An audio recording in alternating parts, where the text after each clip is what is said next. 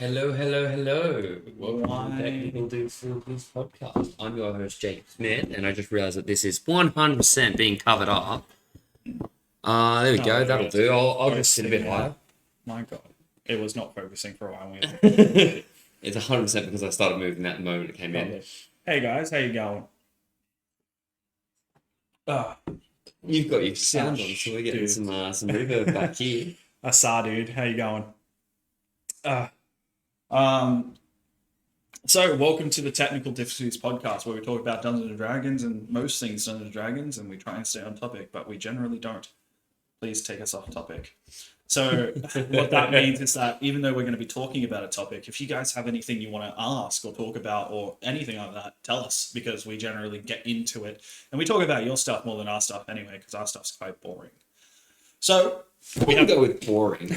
I just like your stuff better because I don't have to think about it. I just talk about it. Yeah. I'm really good at chatting shit. Yeah. I'm not really good at figuring out shit to chat about.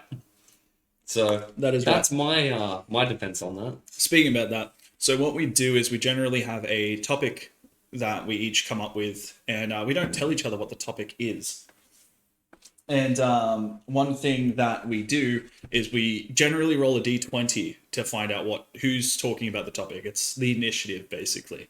Yeah. So we've got a little dice box here that I have not taken any of my dice out. Hooray! So it means we get to use DM dice for this again. I'm going to try and change this mid setup. I don't even think that's going to work, by the way. Look, I'm giving it a go because I'm just trying to make it not completely goofy. Because it looks a bit weird. Oh, so close. Come on. Yeah, you son of a bitch. Hooray. Goodbye, Sai. Hooray. So, I don't know if you can read this, but no, you can't. Yeah, 3 dice with us. My friend, pick one. Oh, the little one. Little one? Yep. Okay. Never let me down. I've never had to pick a topic when I use the little one. Yeah, well, let's see if I actually win or not. 13. 18. Fucking got him. Yeah, so I'm gonna use this little guy. So I actually win tonight's topic. And my topic for tonight is actually quite a good one. And doing the recording thing. Well, you guys haven't popped by. So I'm still waiting. I feel like that's your fault and a you problem. So, my topic... Come over. You won't do it, you're scared. Do I need to update it? Well, why don't you come update it? That's a good point. You can update it while we're chatting. Yes. The other night, the stream did restart 4 times. It was like 2 things, and one of them was actually the correct one. So then we ended up doing that, and then it worked for the whole night. So I 100% put it in chat for like 2 of them, I think. I'm not sure when everyone got kicked for it, but it was 100% the fact that the hard drive on the computer was just full, and so it just chucked it tissy. Yes. The moment we fixed that, it worked, but it took us 4 tries to do. So, I've just technical difficulties podcast. I have a hard drive, a 2 terabyte hard drive that it just saves to, and I haven't rerouted everything, so it was saving stuff that I didn't know it was saving there. I'm like, I need to change this. So yes, my topic for tonight is we spoke about it a while ago. Yeah. Like a long while ago, before it was even called the Technical Difficulties Podcast. This podcast used to be called In Your Own Step. Back to a Magic reference, which we have not actually spoken about Magic once yet. And You're right. yeah, we will eventually get to that when we feel like more or less into Fishy is love, fishy is life. That's what fishy is, Blue. That's the most I'm gonna give you on that topic. happy birthday fishies in the chat. So when it comes into this, and this is why I think it's more relevant now, because it ain't during lockdown, it's not during all that stuff, is how scary is it to be a first-time dungeon master setting up your own game and trying to figure out a story, not a hook, but a story that the players aren't just immediately going to try and derail, anything like that. So really what it is that the first steps on being a dungeon master from an experienced one and a not really experienced one. Okay, I've got an answer to one of those things immediately. Yeah. What is it? Never try and make a story that you think that your players aren't going to derail. Because they will derail it. I know this because I do it. Yeah. Well, it's not more of the fact of that, right? Because everyone has a different like DMing style, where they're going to be a dungeon master based off other things. But it's more or less of the fact of ones that are going to, like a story that's going to catch their interest to the point where some people want to do it. Like, it doesn't always have to be about their backstory. Yeah. Or something like that. And we kind of touched ground on it the other night when you and Jacob were sitting here and I told you the way I did it. Yeah. Was that I understood who my players were and I understood the way and the people to interact with to make it move forward. And but if you've got a brand new group, none of you know what you're doing. Like, what do you think would be the best way to do it? Okay, so as we've put in into the internet, so it's now forever canon, I'm going to be running my own session soon. But I feel like the way that I'm going to go with it is to try and make a sense of urgency from the get-go. Yeah. That way it's not a matter of, okay, guys, you meet in a tavern and, you know, maybe something happens within the tavern. It's like, And, okay, like, but do we you can just wanna go do over it? there if, like, we don't want to. Well, as Astro Boy was saying that they've never DM'd before, but they remember the first time they started playing and they found it nerve-wracking, and it is it's that for both ways. Because as in a dungeon master's role, you're worried about, are they going to have fun? You know, are we going to do this right and we're going to ruin the game for them, or, you know, whatnot? And in a player's perspective, they're like, I don't know what I'm doing. My friend over there is role playing and I'm too nervous to role play, even though we act like dickheads in front of each other. I was going to bring that up because the first session I ever played in, it was literally one session that we played. And we were entering a pre-existing world with a pre-existing group in it, but we were going to be playing the bad guys. So we were playing an evil campaign. That's how it was meant to go. That's your first That was time. the first time I ever actually played. Wow, I didn't DM that game, by the way. I knew a lot about the game. That's why when I was invited in to play that game, I was like, fuck yeah, let's go. 100%, I mean. But that was the first time I ever played. So I remember sitting there going, okay, well, clearly we're not the heroes of the story. No. So clearly, we definitely not. Don't actually need to do anything. And so I don't know how to actually play the game. I don't really know how the game works. I just know what the game is. So I'm going to just do random shit, see how much I can derail what's been put in front of us, and I will get the hang of actually playing the game from there. Well, you didn't really have to do that because your brother and I were already doing that. Yeah. But that was my initial plan. I was just like, yeah, fuck it. I'm gonna just like be like, because the guy that was DMing us was like, okay, so you've never played before. I chose to play a bard. He's like, first of all, you're an idiot. You're playing spellcaster as your first class, but I'm not gonna take it away from you. Here, how about if I like build your first spell list for you, and you can go from there. We can like as you read through spells, you can kind of like chop and change them out, and you can build it on the fly, basically. I was like, yeah, sick, this sounds mad. And so he built me a spell list, and I went, cool, I'm gonna use that one. Yeah. And then my next turn came around, cool, I'm gonna use that one. Now I'm gonna use that one. But yeah, no, you're absolute yeah. So Astro Boy also said that absolutely I didn't want to role play in it because I didn't want to be judged. But as the game went on, I got more comfortable. And yeah, that's exactly how it goes. Well, to start off with, we as a group, some of us actually started playing Dungeons and Dragons in amongst different groups and everything. But everyone more or less got in it because of me. For this campaign, absolutely. Yeah, 100%. Yeah. For I quite don't remember who actually. quite a few of it. don't remember I who invited was you. into the other one. I It was invited you to Doormat's one because it was at Okay. my house No, it wasn't. when I was living at Campos. Oh, right. I forgot you were living there that time. Yeah. So Cool. you remember he wasn't there. Yeah. So- Yeah. No, you're right. Yeah, I we- don't remember who invited me to that one. If it was you, Yeah. if it was him, No. it might have even been Jordan at that point. It's like, hey, Jordan, come play Yeah, this game. no, do so- you have a sixth? What happened Like- was that I used to play with a few of my friends that I met out of high school, and their dad was a well constructed Well dungeon versed. master. Yeah, he was so good at it. And then when it happened, we fell in love with it. It was so funny, and it was great because he's the one that like kind of brought out the role play to us. He didn't force it out of us. He was like looking at us expecting an answer, so we did it and we went into it. And then a few people jumped into the game. Major Blazer, yeah, you were one of them. You weren't there for the first of it, but you joined a bit later once you started hearing how funny it was. And then so did a lot of other people. And then after that, I started working weekends in hospitality, so I couldn't do those games anymore. And that was very like disappointing to me because I really wanted to. And it wasn't one of those, oh yeah, I can't make it this weekend. It was like, I just can't make them anymore.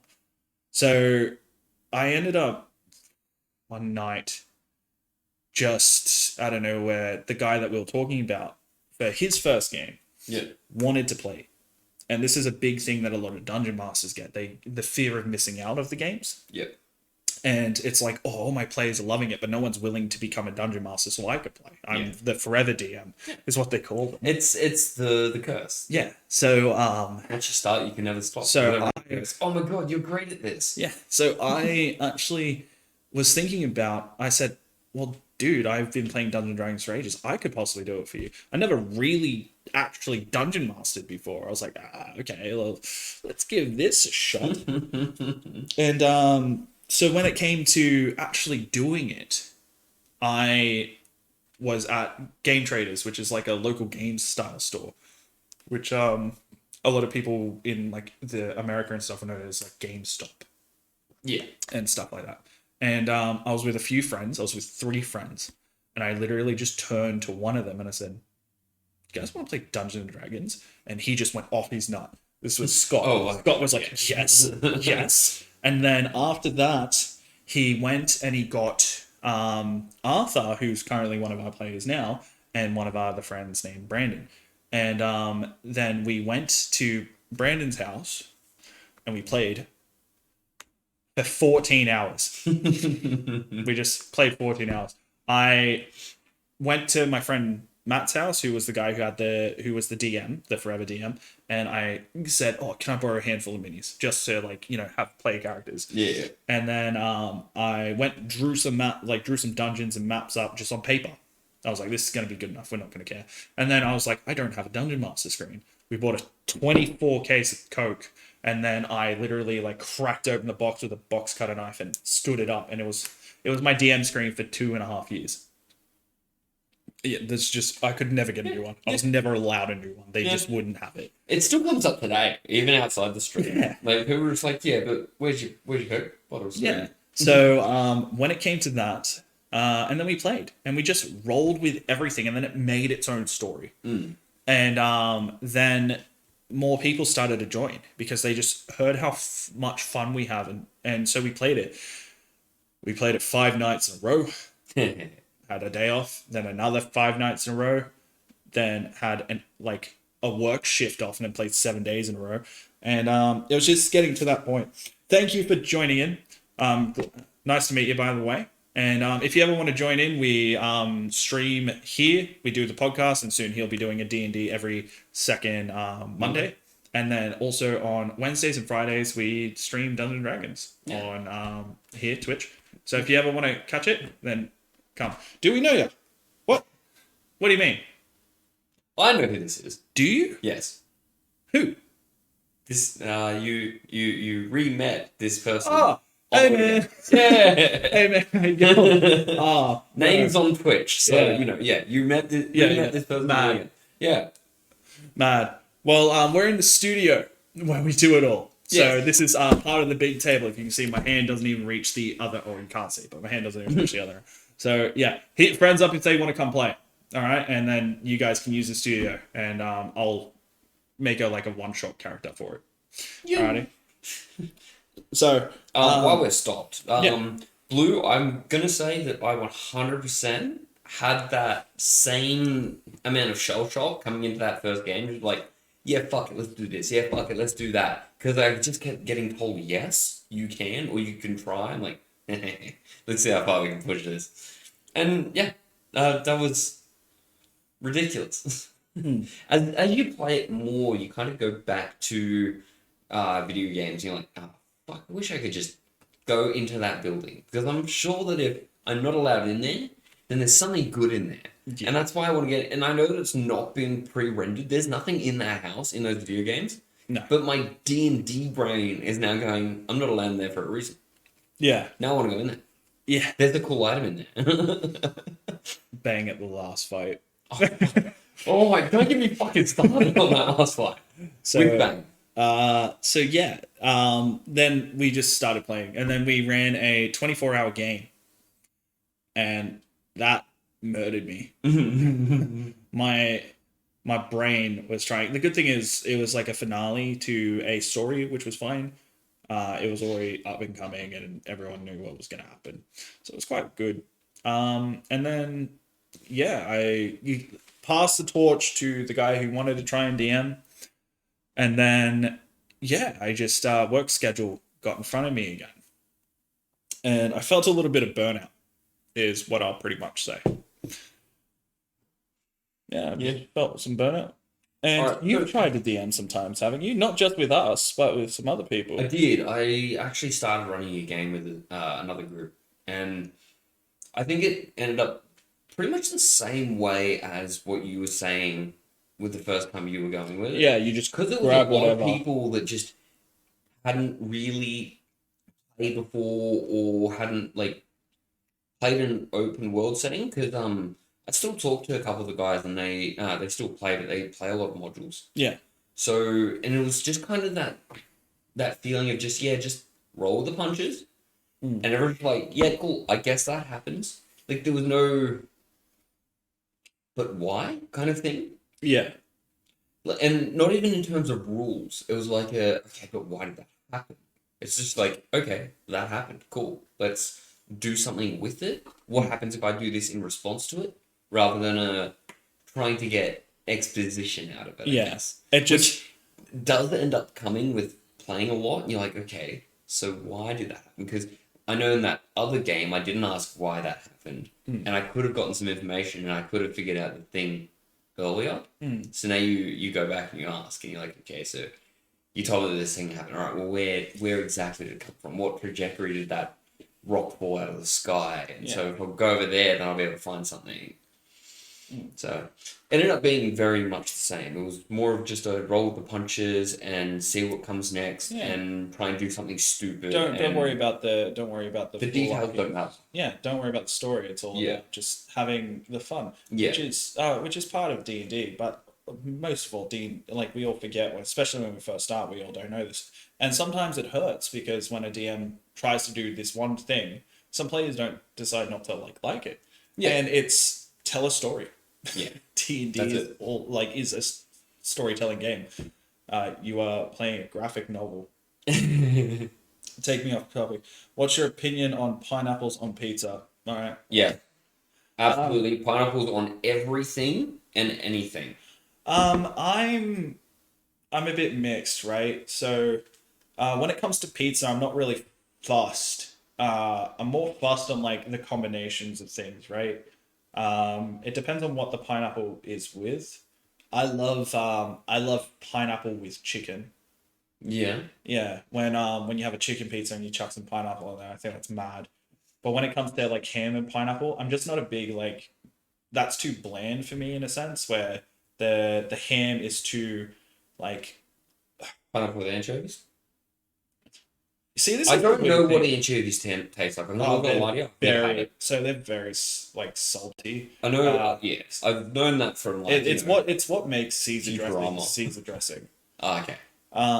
Look, when it comes to anchovies, I love fish. I just can't bear the salt on anchovies. The Yeah, have you ever had sardines? Hawaiian palmy. Hell yeah. But yeah, when it comes to like I pizza, don't think I've ever had sardines either. um, They're just those like weird foods you don't find everywhere. Like we're in Australia. yeah, They're just not like sitting randomly on every shelf top. yeah. So like you kind of have to go out of your way to try and find Well, sardines and anchovies, as far well, as I can tell. yeah. Well, what was it? Yeah, when it comes to like pizza, I'm Mm. very basic, but I'm not super basic.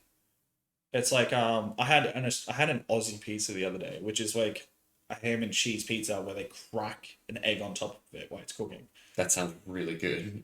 Yeah, it was, but I just couldn't taste the egg. I'm like, you just gave me like I'm the type of dude that would The have a egg is the pepperoni thing that's pizza. everywhere, and I can't taste it. Well, I'm the type of dude that Okay. have a pepperoni pizza, but replace the tomato based sauce with barbecue.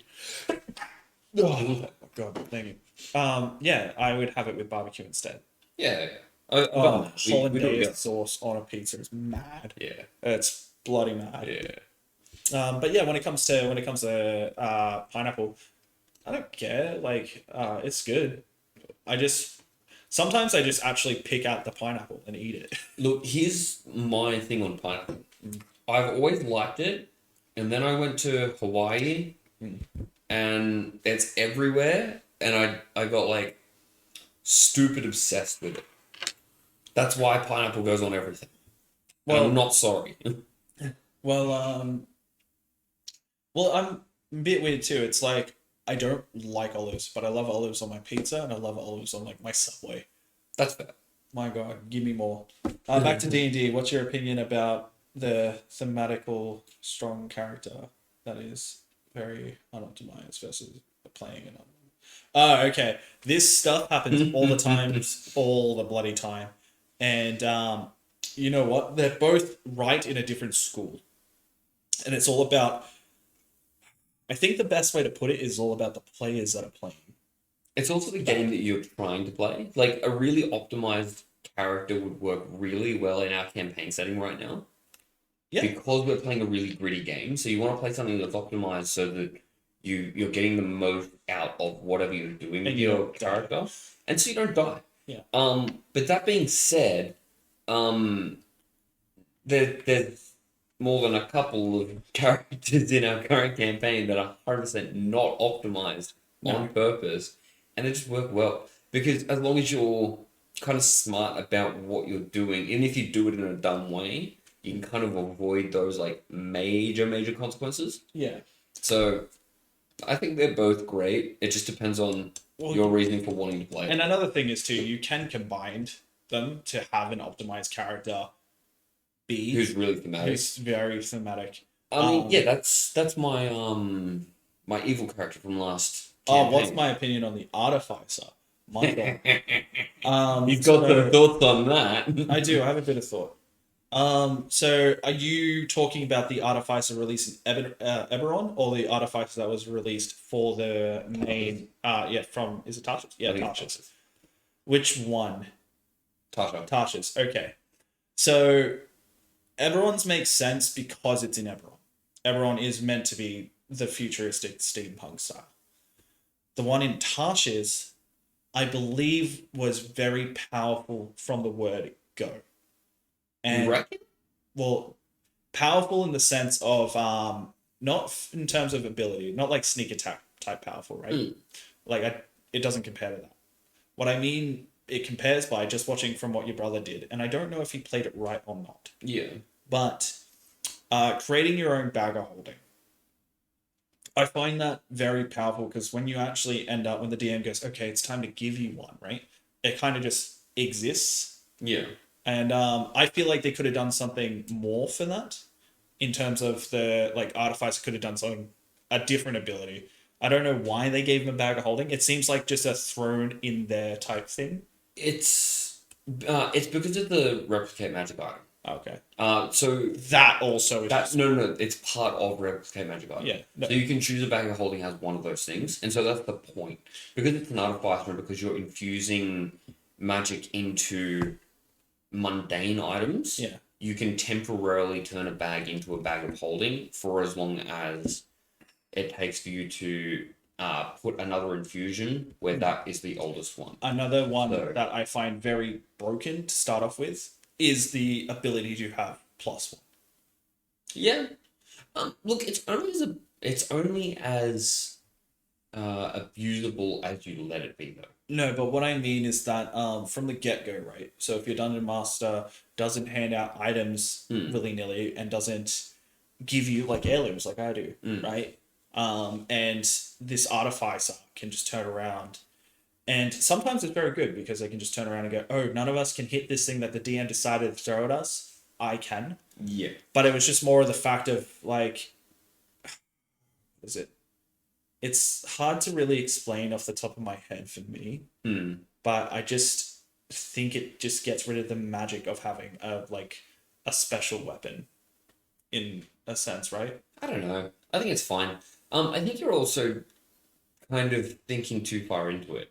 Probably. Because the sword that you gave to Nyla in the very start of the game, of the last campaign, was a +1 weapon. Yeah. Oh, that was your pact weapon, right? Yeah. But I literally wasn't even level 3 yet. Yeah. We were level 2, and you literally gave me a pact boon without having to take the pact boon. Yeah, yeah. Like, But also... it's only as abusable as you make it. Yeah. But I didn't just do that for you. I gave Jordan the Dragon Slayer. Yeah, I get all that. Stuff. But, like, you know what I mean? We were at level 2, and we had a +1 weapon. Like, it's... Do I think that Forge Domain Cleric also takes away from that? I believe Cleric is just all over the place. I don't know which one Forge is, I'm not gonna lie. If you can tell me which book it is, we've got a couple over there, and I can check it out for a second, but I'm not 100% It's which Partial, book it is. isn't it? It might be. Oh, Xanathus. Is it Xanathus? Okay. Yeah, When it comes to clerics, I believe they're all over the place. I feel like Wizards just keeps dipping them into too many things, right? Look, I have something to say about Cleric, and it is 100% uncontestedly the most breakable class in the game. Correct. So, I 100% agree with you. There's a reason why they're dipping into everything. Is because They they're are already monogreed. so powerful that they have to give them something really powerful They're to not have monogreed. it overshot. It fucking is. It's mono green. So when it Back to comes that to when it shit. comes to cleric, right? When everyone thinks of a cleric, they think of the person that believes in their god the most. They believe to be the pure healers, which isn't the case. They can be the best tank you have on your team. But I feel like they just gave it too much. Clerics in 5th ed compared to like older edition ones like 3.5. 3.5 they weren't as breakable as they are in this game. And it's because they debuffed every other class. Except for Barbarian. Okay, so I see what you're talking about. So at first level, at the end of a long rest, you can touch one non-magical object that is a suit of armor or a simple or martial weapon, and it becomes +1. So +1 to AC if it's armor, +1 bonus to attack and damage if it's a weapon. The only reason I also think that it's just because when I look at those abilities, right, I just go and think to myself, I'm like, you could have just made a class called like the Enchanter. Just had it one class, right? Like what we were talking about. You could. And but like what it means is that once you get higher levels, those skills, do they upgrade? That one doesn't unless it does with Say it like at the a very bottom. further Yeah. Well, my next point is ability. that once you get a piece of armor or a very good weapon, the skill almost becomes useless in the terms of the players tend to forget it exists, and because it's just so underwhelming. Like At later levels, yeah, absolutely. Yeah, no, it doesn't scale. Your first ability as a subclass is what sets your whole subclass. It is the thing that becomes the walking forward step into the rest of it, and that's why I think what there's a handful of subclasses I think do it really well. One is Warlock in terms of the healing one, the one you have, the Celestial. My God, that first ability you get with your healing pool is to just have a pool of D6s. And it just increases. It's one of the main things you do. Yeah. And it's fantastic. Yeah. And it's as we got later into the game, I used it less and less as well. Yeah. So I think it's just because you had a proper cleric. You only ever used it on him. No, I used it on other people as well. It was just like but it became more of a role play thing that I did when I would use the D6. No. I'd rather see... So, in terms of your question, would I rather see Wizards start releasing entirely new classes in the future, or would I rather see them expand subclasses? So, when it comes to that, there's not much more you can release as a class. Now, I know everyone goes online and they start making their own classes. I even tried to make a class, but I've scrapped the idea. And the thing is... there's no need. Yeah, I think Wizards have touched base at everything. Yeah. Jacob and I are gonna start pretty much designing a book soon that will be free to download, and we're bringing back. I dropped the idea to him, and he really likes the sound of it. And it's something that you used to do in 3.5. It's called prestige classing. It's what subclassing is now. Back then, and the difference was you just needed proficiencies and needed these prerequisites to actually get it. And I think something along the lines of that, or even just more subclasses, would be the better. Basically, it's taking another subclass, but it levels alongside your base class. And it only exists for very little. So, for instance, let's say you picked a... there's 2 levels. There's one that goes... So the weaker it goes through 1 to 3 levels. And the way that it's going to work is that when you actually get experience, you can decide to put it in your main class or divvy it up into the prestige class. And then you just put it all in the prestige class. Yeah. So you do it however you want. You get a set number of experience points and you go, cool, right now I want to put this many points into the prestige, this many into my main class, or I'm really trying to hit. Yeah. I've taken this prestige at level 3. Yeah. I really want to hit level 4 so I get my ability score improvement. So I'm going to leave the prestige at level 1, take all my experience in my main class, get to level 4, and then I'll start working on it. Yeah. Well, there's one prestige class called the Deceptor. I can't remember. Deceiver, sorry. Yeah, that one. Where you need 3 prerequisites. 1, you must be level 5 or higher. 2, you must have proficiency in deception. And 3, you must have intelligence or charisma above 16. And what it does is that at first level you can't roll less than a 10 on deception. That's fantastic. It just allows you to do something. Stability. And then it's second level. Half of it. Yeah. But it's at 5th level or higher. And another thing is that it's its second level 1 says that you have to you can forge notes and items and stuff, like tickets. You can forge them. Yeah. Okay. Yeah. And what was the last one? And the last ability is that, what was it? Can't remember off the top of my head, but you're starting to get the idea. And you can take, and the prerequisites were pretty open. You can take them. Yeah. Even if you're a class and you don't get deception as a proficiency for your class. Yeah, for your class. You can take a race or a background that gives it to you. And even if not, you want to go out of the way and really go into the theme, like you're talking about thematical. You could even take the feat, Yeah, skill. which Skill. allows you to allows get you that pick plus skill other frequencies. things. Blue, that's called blood magic, and I really, really want an official class for that shit. You're talking about Blood Hunter? No. Proper blood magic, where Oh, like you use spells that like require your blood to use. Not so much like Blood Hunter, where you infuse your blood into something, and now it's always got that property for duration. this is the next one. Has been a hot topic since the release of MOM.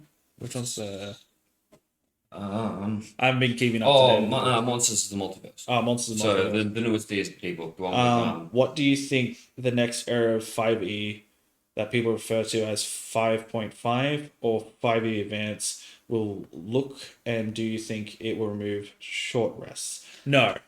no, they actually seem to be trying to remove short rests. Oh, really? From everything that they're doing, everything's a proficiency bonus times per long rest. Okay. So it seems like they're trying to kill the short rest because it seems to be really, really abusable. Well, I think more or less what they're trying to do is like balance, Yeah, well, not remove short rest. Short rest is going to exist. Oh, no. They're trying to remove, like, you getting your abilities back on short rests. Yeah. So effectively killing short rests. Yeah. Effectively, You still need do to it, take you them to get gain health and health back. But, like, as a I warlock, think you they're gain trying to make that the only thing you get. yeah. You'll get your spell slots back as a warlock still. You can still use the Wizard's Arcane Recovery to get some spell slots back. So when it comes to rest, 5e and like, do you think it'd be called 5.5 or 5e Advance? I don't think it'll be anything. I think it'll just be 5th edition. 5th edition is currently, it has lived longer than 8th edition, 4th edition currently. Yeah. It has had a longer lifespan. Not as long as 3.5. It's getting there. I think Oh, so. third With edition. Monsters in the Multiverse coming out, I was also under the impression that they were basically making 5.5, or whatever the hell they want to call it. But I think what they're actually going to be doing is releasing new versions of old content and just saying this is just fifth ed. Well, They're not changing the name at all. It's just fifth ed, and they're going to go back and basically retcon Yeah. what they see as being bad. too overpowered. Yeah, well, they So- kind of did that for Tasha's anyway. They gave, they fixed. All classes gain the same static bonuses. Yeah. So it's basically the same thing. I happen to know off the top of my head that in Monsters of the Multiverse, they changed Yuan-Ti, so it no longer has magic resistance in the same form. Yeah. So originally magic resistance was you get advantage on saving throws against spells and magical effects. Yeah.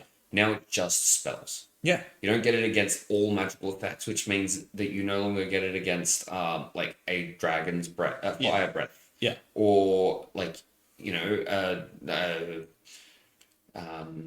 Or like you're an walking, ooze trying to disintegrate you, kind of like they're magical creatures. or so it's a even like a magical spell effect. that's already up. No, you still get it against that Okay. because it's still a spell. Oh, But like if you have like a trap that's not a glyph of warding, but you know how you get some traps that are sort of like the a magical glyph of warding arrow? off?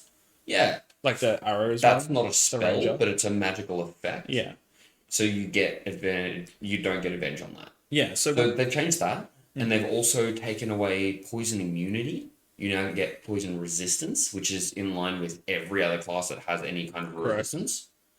Yuan-Ti was very strong, wasn't It it? was very strong, but once again, it's only as strong as you allow it to be. If you don't put anything poison in your game, oh no, you have immunity to something that doesn't exist. But yeah, it is to rebalance the game. No, they won't release the PHP. So, did you ever play 3rd edition or 3.5 at all? Because what they did there was they had the player's handbook, and then later down the track they released the PHP 2. And they actually did that with a lot of the monster manuals. The Monster Manual 1, 2, 3, 4, and 5. They did that so much. There was over 170 something books. Like it's massive. The reason why I don't think that it's going to be called anything else besides fifth ed is because what they're doing now is they're sadly you're a little too young. Yeah. I was playing 3.5 during this like the surge of fifth ed. So fifth ed was I think the year before it released. So when it comes to this and being fifth ed in total, I believe that they're not going to do anything. They're going to bring out books that expand and fix things that were either too broken or too weak, kind of balance it. And what they're going to do is just keep releasing and building upon that. Yeah. This is the new format. This is the way I can see them re-releasing existing classes. Yeah. So like we like to harp on a lot about the Berserker Barbarian. Yeah. I can see them re-releasing the Berserker Barbarian and retweaking the abilities. Revised. Yeah. And it basically just becomes a revised Ranger. Well, yeah. Like literally that. And so it becomes an optional rule. Yes. That comes out in this book. So Monsters of the Multiverse with the Yuan-Ti, with the Seder, with the Aarakocra, they're all sorry, what did I call them just then? They're optional rules. Optional rules. Where you can play it this way, or you can play it the old way if you want. That's totally up to you. Yeah. And they're going to keep doing that. Because right now, D&D has never been in a better spotlight. D&D is literally such a phenomenon because of this edition. Oh, well, yeah, and everything that's coming out around it. Stranger Things, like, pushed it into the stratosphere. Yeah. Now there's now going to be a movie, so it's going to spike even harder. By the way, that movie does look good. It does look really good. They put actual conscious effort into it, got real actors. Yeah. And put real production quality behind it because they knew they had to. It's not like the first Dungeons and Dragons movie, if you ever watched that. No, I haven't. I have. It was something else. But yes, this is what they're doing. So in terms of 5th edition, the reason why they can do it is because they can constantly just keep adding to it. It will never get stale because of what it is. Okay, I don't want to say it'll never get stale. It probably will, and that's probably also the reason why they brought out 5th edition. And not so much because 3.5 got stale. It wasn't. But because it got so... 4th edition. 4th edition. Well, 3.5 was the other big one, right? Yeah. So it wasn't because it got stale, it's because it got so overly complicated. So they needed to go back to grassroots. That's why they released 4th edition. Yeah. So that'll then eventually happen with 5th. Well, when they released 4th edition, the reason why 5th edition exists was because they messed up in 4th edition with the mechanics of the class building. No, that's not why they got rid of it. They got rid of it because the way that they intended to release it never ended up being able to happen. It was meant to be an online game. That's why it runs the way that it does. And the idea was meant to be, we're going back to like first ed, grassroots. The whole point of the game is to go on like dungeon delve. And so they needed a system that wasn't based around magic items so that you could take any character from any game and port them over to a new game. Yeah. But the thing was they got rid of like spells.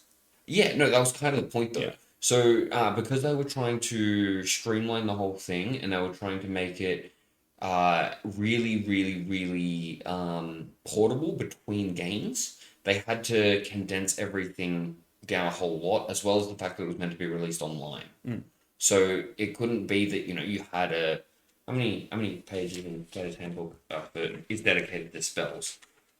Like, this is part of the reason. So, spell lists 200... spell list descriptions go from 211 to 290. So that's 79 pages of spells. Yeah.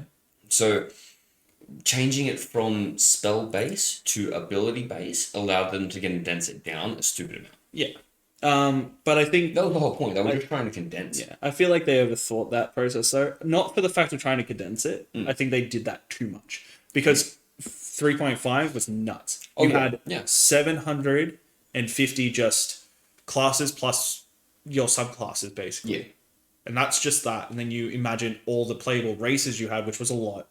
Then you had all the spells you had. You had over 3,000 feats to pick from.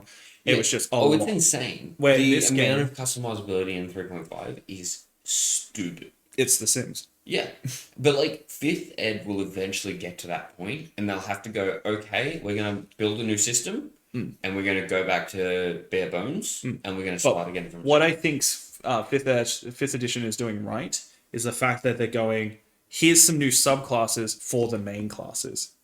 I think that's what they're doing right. That's why I don't believe they should be releasing any more new classes because there's nowhere else for them to go. I don't believe that they should rework warlocks at all. I think warlocks are perfect. Yeah, they're pretty good. And this is coming from someone who played a warlock for, was it 2 years, 2.5 years? 2.5 years. 2.5 years. So literally with spellcasters around me who are going around, spending spell slots just because they can, I think the warlock's perfect. Because it's a full caster that doesn't get its utility out of spell slots, it gets its utility out of invocations. What would you guys like to see change in Dungeons and Dragons? I'm curious about that. Like, what is your opinion? Are you worried about the game's future and the way it's moving?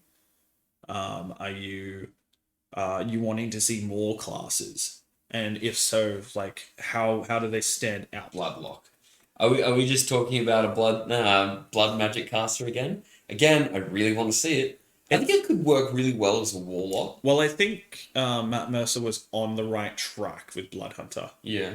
With how they take damage, but they only take like a D4.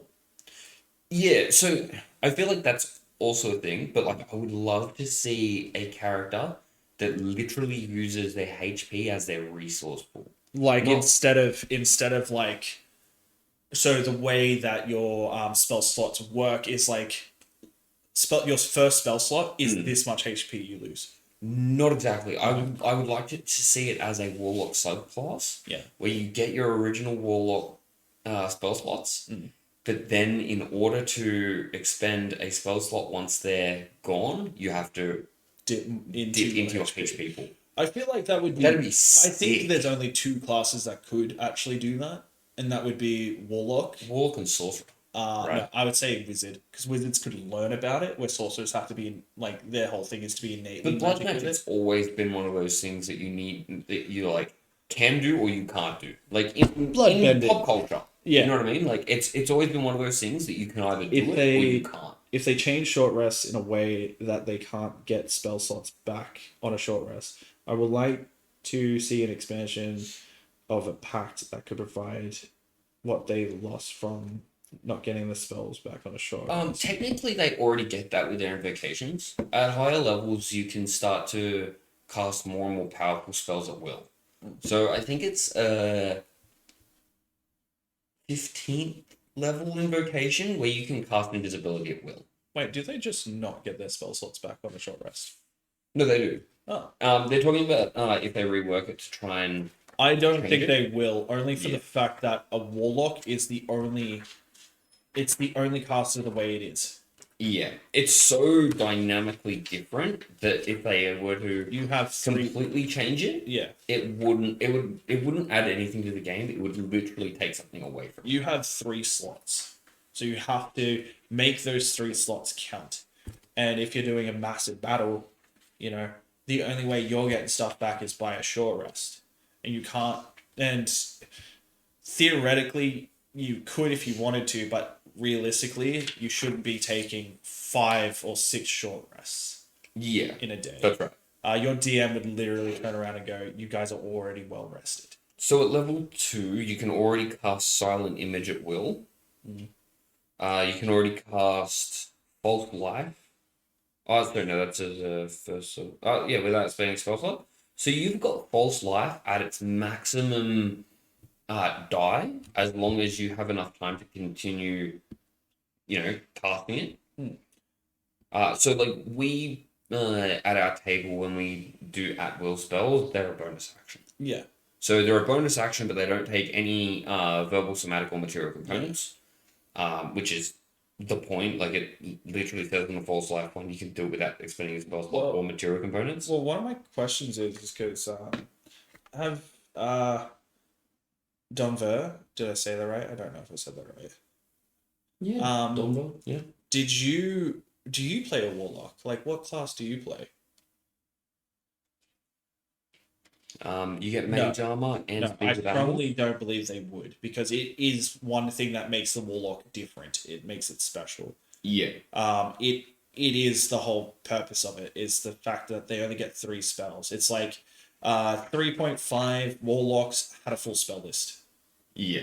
It is literally wizard hard mode. Yes. Playing a warlock. That's yeah. what it is. You have a limited spell list. You only get 3 spells. Yeah. You have to work everything around. Yes, you get evocations, but evocations aren't that different from a lot of things that full casters can just do. Yes. And you only get, like, as he said, you dedicate a whole ability of an evocation to a spell. Yes, that's right. Not, I can be a cleric and get all my spells and I just every day change them up. Yeah. You know, with your, I think your warlock spells, now you're able to change them. I don't think it was a thing to start off with. I think it got added. That you can change your Yeah. invocations? No, I think it's a level by level thing in the. You play a lot of everything except Artificer. Better / more loot tables. Yes, actually, I agree with you on that one, Blue Infusion.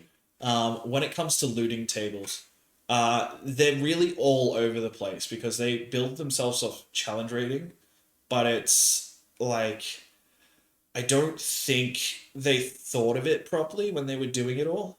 What I think that they need to do is, one thing they haven't done for ages is release in one of their books a new looting table plus new magical items. Yeah. Like a whole More other official tables are better because it gives you more to pull from. Correct. And then it also means that you don't have to go, okay, well, these ones are getting stale. Mm. Let's go and find some ones online. Yeah. Because then you always get, like, you'll get a table that looks really, really, really good. Yeah.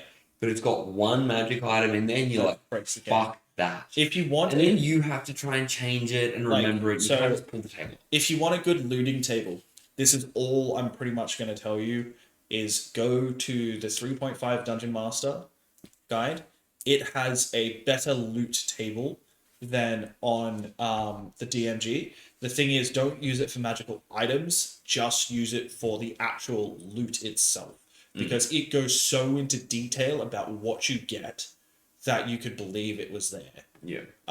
Another thing that if you don't roll for loot, one of the best things is just write it up, get it pre-existing and ready to understand what there is. Yeah. I do it all the time when it comes to, like, for instance, when they were fighting gnolls.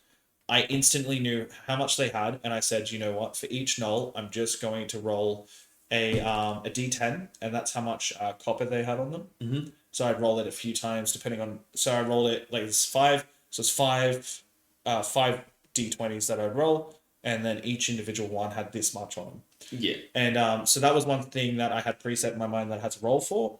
But everything else, it's like their weapons they already had. Ooh, story plot movement thing. Yeah. But when it comes to looting, let's say you go into an abandoned house and you're going to loot, one thing that I suggest is that if you want them to roll for a magical item, get them to roll in the current Dungeon Master guide.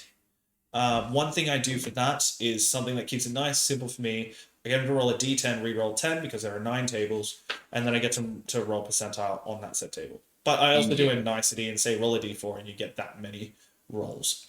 Yeah. That way, it's also because we did that for the chest. No, well, we did that for our heirloom as well. Yeah. So we were allowed to either pick an item and, like, obviously make a case as to why we would be able to have that item, or we could just roll on it randomly and we would roll X times and then choose one. So it kind of gave us a little bit of options between it as well. So first of all, Warlocks have always been able to. I do. Yeah. I own Fizzbands. I don't have a key. It has a dragon hoarding table. Oh yeah, 100% does. It's amazing. And yes, the helm of teleportation. There's something I've started to learn as a DM, and hopefully everyone else starts to learn it too. Is that trust the players, right? I know it gets hard and it's very difficult. Right now, It's happened multiple different ways. In both my campaigns now, two things have been reoccurring. One, this guy ends up with the spell wish. In the last loot that he got, he rolled a ninth of a spell, and I got him to roll on the wizard's table to see what he got, and he got wish. Yeah. And I told him what table, and I also told him follow the way you rolled. And you did. And you're like, oh, I got that. And then, I've had wish in both our campaigns now. And like very early in both of our campaigns now. Yeah. Well, you're only just level 3. Yeah. I was significantly higher in the other one. And the thing is, that was also because we got something. That's not even what I was worried about. It was the later thing they rolled. And the other thing too is them having a either broom that flies or a magic carpet that flies. And this was a worry that I spoke to you about. But then in speaking to him, I actually found a way to not worry about it so much with this current thing that was coming up. Always talk to your players about it. Like when they get the helm of teleportation. Especially when you already gave them the thing, don't immediately nerf it. Go and talk to people and be like, okay, so here's my concern. Yeah. What's your thoughts on what I'm telling you? Yeah. And like, be honest with each other. Yeah. Because like he came to me and said, look, this might end up really being a problem. We may have to put some caveats onto it. Yeah. But my response to it was the only reason we're about to do this is because you didn't have a bag of holding. And also no. Well, the only reason why we're about to go straight past the town that we're about to go to is because of what's going on with Hex's character. And not just that, you know information in one town, you don't know information in the other. That's right. So we know if we continue, we will get somewhere that can help us. Or we can stop here and we might. Yeah. But what ended up coming up is what if we find exactly the thing that we're looking for the next town over, but it happens to also have one in this town. Yeah, and that's the thing. It's something noticeable. Yeah. That way we can go, okay, well, I recognize that. And let's go there because it's here now. And the thing was, it wasn't even retconning. It was me going, well, this is here. And then I was just like, the only thing that retcon was I made it taller. Yes. That was it. So that it was more noticeable. Absolutely. And then it's like, oh, that's instantly fixed. And then I literally dropped it. And because I told him that I never have a problem with flying characters or people that fly. One of our characters was Goblin Gunslinger, who shot guns, and he jumped on a broom, took the gunslinger feet to fly up 800 feet in the air. He didn't do it much, to be honest. He had a sniper rifle as one of his guns, and he could shoot like 1,200 feet or some shit. But instead, he just flew 100 feet in the air, yeah, and just shot from there because it didn't need to be that excessive. Yeah. He never did the one thing he was always talking about, which was cast silence. That's why he took a bard and then shoot from there. And then shoot from there so that he wasn't giving away his position. Yeah. What he never did. What are your favorite races in D&D? Top 5. Okay. Okay. I don't know if these are going to be in order. I can probably give you 5 that I really, really like. I'm gonna go with the Tiefling. I loved playing one. Yep. It was, I loved the part where you have spells that you get at certain levels, and there are once per day cast.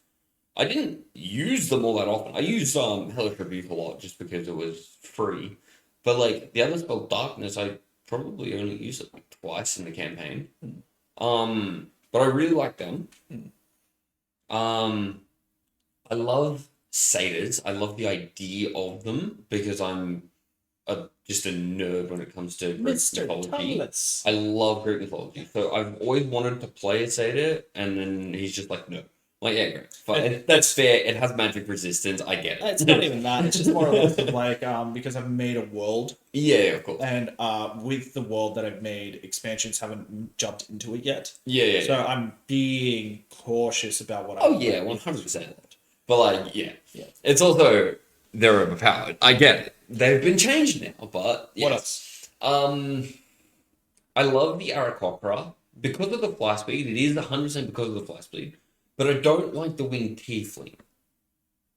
I think it's because it gets rid of the ability of its spellcasting. Yeah, I like its little spellcasting thing. Yeah.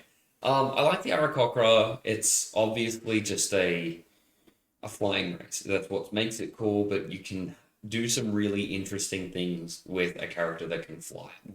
And not even broken shit. I just want to do dumb shit. So that's 3. I'm not really partial to humans. I know everyone likes them because they're strong. I'm not really partial to them. I love humans for a different reason. I've got 3 there. Yeah. So my number 1 would also be Tiefling. Actually. Yeah. I have never physically played a Tiefling. I had one character that was a Tiefling that was meant to be like reincarnated of my character that would be in the game, and I loved it. And I think because of their lore, they become one of the most interesting players. Yeah. And 2, you can go free roaming with them. They can be all different types of colors. They can not canonically. They can't. No, they can be like I think it's like 4 shades. Yeah. I think it's and like, none of them I are think purple. It's None of them are purple. Wait. I know it's in the PHB and it shows a purple Tiefling. Not only that, it's in the video game. I know. Purple's not a canonical color. It's in 2 video games. It's in Baldur's Gate. It's in Yep. What do you call it? The online one. Yep.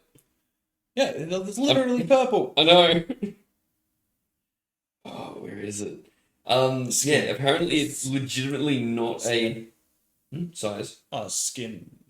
It's not there. It's not a thing. I don't know what thing. Yes, but there's actually a canonical thing for it, and purple is not one of the so colors. Tieflings is my Neverwinter. That's the game. Thank you very much. Yes, so Tieflings is my number 1. My number 2 is human.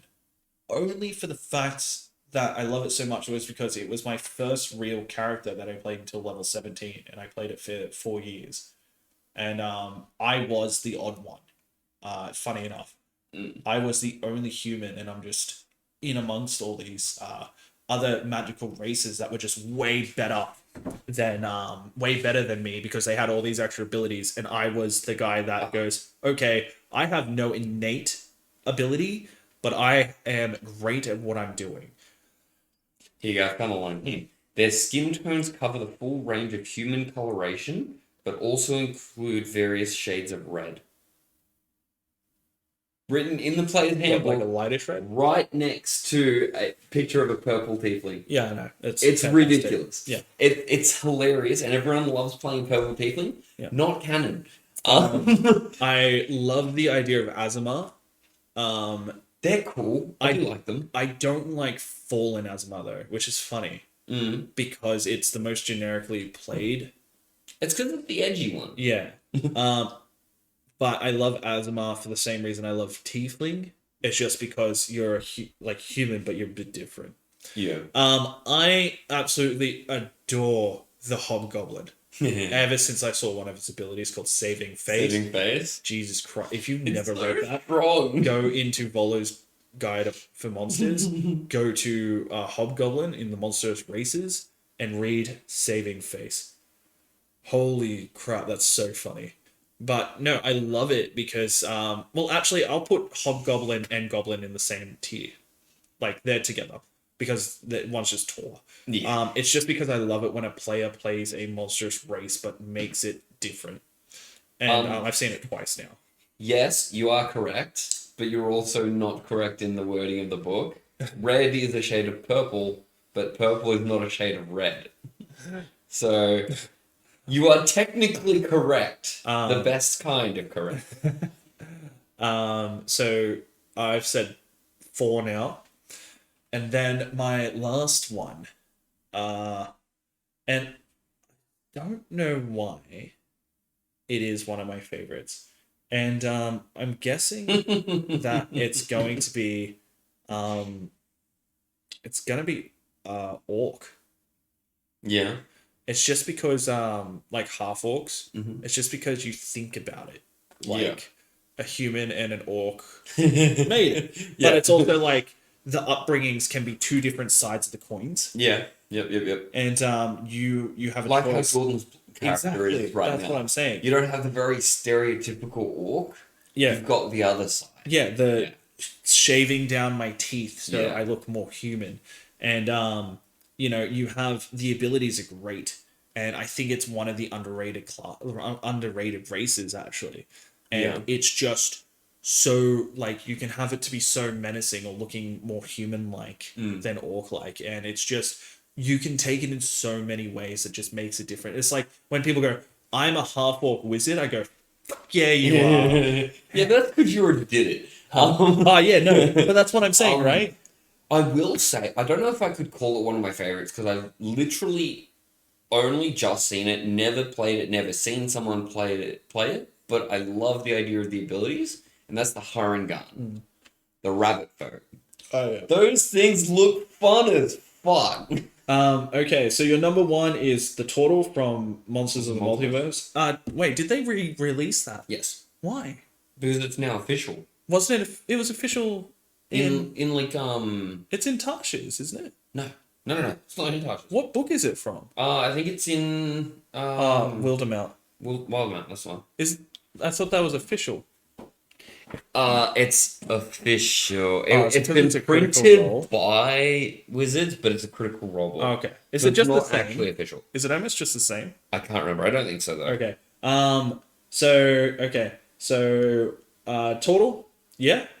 It's very different. It's good. You just you're not.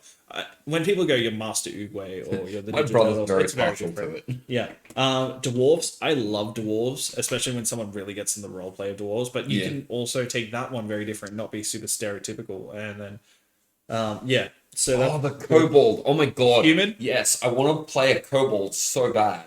but what was it? Lizard folk. One of our players played a lizard folk. Yes. And I loved it. It was Jacob, the one that usually joins me on The one Path that's of missing. Thieves, podcast. Well, he's not missing. I just didn't invite him. He stopped assuming that he was automatically coming. I was gonna have that as an opening and say, "Hi, I'm your host, Jacob Smith." How rude of him. He's just like, nah, they didn't ask me tonight, so I'm not Yeah. going to ask, when are I'm you not guys gonna picking me ask up? them. No, Yeah, I that's had right. to sit at this table now That's right. because he's not here. But part of it was gonna be, But he and didn't I'm not joined by the other Jacob, partially because he didn't come.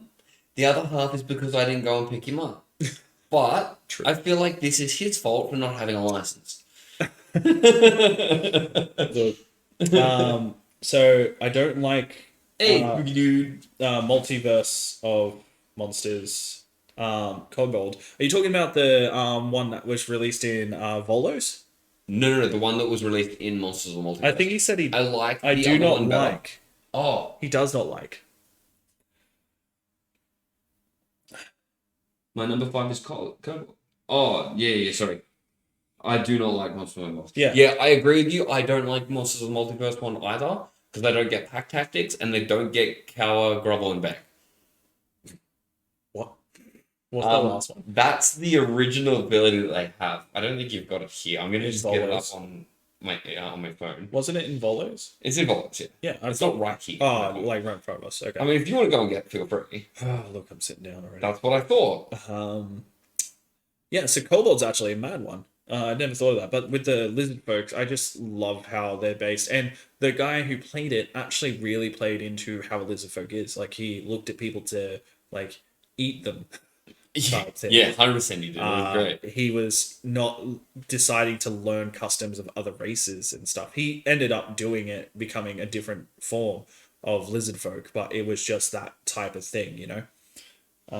So the trait grovel, cower, and beg is as an action on your turn, you can cower pathetically to distract nearby foes. Until the end of your next turn, your allies gain advantage on attack rolls against enemies within 10 feet of you that can see you.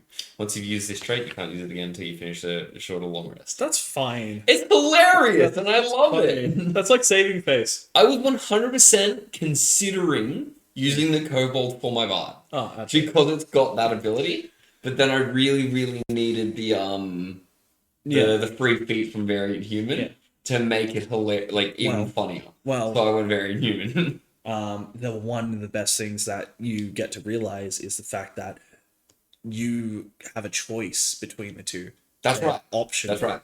They do not replace, they are optional. That's why when you get the Ranger, you have a choice of Revised Ranger or the regular Ranger. The only I time like- it's not optional is if you go and play Adventurous League. Yes. But- But if... I don't know if they even do them in Australia, do they? Yeah, they do. They do. Okay, I've never seen one, and I've do you never remember seen an Tin eventful Soldier? one. Yeah. Where They used to run it. there's still like a place in there that still runs it. Oh, okay. Near the fitness thing that took Literally over it. never seen an eventful one, so I just didn't even know they were in Australia. Look, plus Kobold from there has a -2 to strength, which is funny. Yeah. Yeah. I'm all for the -2 abilities. Yeah. Because it means I can actually have a character With an legally 7. with a 6 in strength. And so it's not the funny part of I'm a 600-year-old elf with 8 strength and I can't really carry this this rug. It is I'm a kobold that is being flattened by this rug every time he's driving it. That's so much better. It literally means I'm never allowed to get off the rug unless I want to leave it unattended. Yes, you can if you roll your stats. We don't roll our stats. We did at one point, but we decided to go point by because it was a lot fairer for a lot of people to. If you want to see the results of rolling your stats, go and watch Wednesday Group. Because what was happening was when we were going to 5th ed, I had a choice between if I was going to have the players roll their stats or if I was going to have them do point by. And what I did was that I spoke to 2 of the players first, and they actually came to me and they came over and they rolled their stats in front of me and whatnot. And they all did, those 2 did really well on their stat rolls, like really well. Like I was literally right there. And then I decided to change. 18s. But I said to both of them, okay, you rolled these, they're really good, and it feels like I'm taking it away from you. I'm not. You get 1 chance to use those through any of the campaigns. So one of them's already been used. He used it in the first campaign as his second character, and it was really good. It didn't, by that level, it didn't break him. No, because you're also giving us both a feat and a... Yeah, I was kind. So, I was very kind. Yeah. I also didn't know at the start that that's how that worked. I But brought it now I up know. the first time we leveled to 4. I think the reason why was because in 3.5 that didn't happen. Yeah. So it's like, I brought it up the first time because I remember I went, yeah, cool, I took a feat instead of a ability score improvement. You're like, you know you get both, right? I was like, no, it says in the book I don't. You're like, no, but you get both. I'm like, okay. Yeah. So I bumped some stats. 1 hit point at level 1. Jesus, I do not want to think of that. Wait, what's got roll stats play as a kobold, use touches rules through ability scores, get a -2 in con play as a wizard. I love it. That is incredible. Rolled 3 times because he didn't get high enough than what he wanted. Yeah, it can kind of get like that. That's why I believe point by is one of the better variants. It really, really is. It's just because it's fair everywhere. To allow for us to neg points off to give us more points to put into the other ones. Because again, I wanna have that character with a stupidly low stat that's like way below anything you're actually allowed with point by. Because 8 is your lowest. The only way I don't know how to properly work it because they don't have like a negative table. You just do it in reverse. So you start at 8. If you take 1 point off, you get 1 point. I just don't want people to accidentally like. But it's hate so the decision. funny. I know. But it's so funny. But it's one of those things like how long does it stay funny? You know. Especially with when me we play playing games it forever. Forever. Because I do this specifically because I know it's gonna piss me off. I'm like, oh no, what have I done? And I just play into it. Are you saying when I cap it at 3? Are you talking about the rerolls or the or how much they could take off? That they could neg from it. Yeah. I mean, like, I don't think I would allow you to neg below like 5, maybe. I think 5 is. No, I wouldn't go less than 6. You're gonna not less than 6. That's a neg 2. Yeah. It's just because when you get to less than 6, you start hitting like 5, I see. Yeah, no. I think 6 just because if you go like less than 6, you die very quickly to other spells, depending on what you took it out of. That's fine. Like, Spells Feeble always Mind. kill you. It doesn't matter. But Feeble mind? What do you mean you died of feeble mind? Feeble mind kills you, period. Just no, because it sets your stats stupidly low. but also I've seen it happen to people, and it's really hard to like play it. For instance, someone who has like That's why you don't 3 do in it intelligence. lightly. Yeah. That's why you don't do it lightly. No, that's why I think 6 would be like the cap. Well, that's why I was thinking 5, but like I can see why you would make the argument. It's just for because it's the flat number. Going to Yeah. 5 doesn't do anything. It doesn't, but it just allows you to get a plus Actually, 2 in does something it? else. No, because you No. two Going in 1 point. negative, right? If you go in reverse, the Mm. moment you go down to 5, you go to -3. Yeah, Yeah. it's fine. Well, the only reason I don't It's fine. say that is because like intelligence, like 3 is basic animal. Okay, so I also want to say that with our games, if you have a positive number in your intelligence score, you get extra attunement slots. So if you allow me to go to -3, I can not have any attunement slots. Correct. That's incredible. I love it. That's so funny. I don't think I'd do it. Oh, I'd love trying to play a game and like have all of these magic items thrown in. I like, don't know. Is it attunement? Yeah. Cool. Can't use it. Give it to someone else. Well, the way I'm looking at it is that I'm looking at the players, and I'm Yeah. thinking about all the players that play. And it's not because it's like, oh, one person did this. It doesn't mean you have to do it. Yeah. But what I'm thinking is the players that do it Mhm. at the start and then turn around and go, why did I do What that? the fuck did I do? And then Yeah, they I did start that with not this enjoying character. it. Yeah. So that's why I just wouldn't do it, because I know the repercussion of it. I can see why Yeah. you wouldn't go below 6. Well, why I'm not doing Like, it now, yeah. it's just because it's such a weird thing to add right kind of Oh, now. yeah. I think I'd do it in a new campaign. In a new campaign, try it out. Yeah. Maybe, or even in a one shot. That's what it would be. It would be. Yeah. That's where we tried out everything anyway. Yeah, it is. That's where we started the whole DM rolling death saves. Yeah. Well, what was it?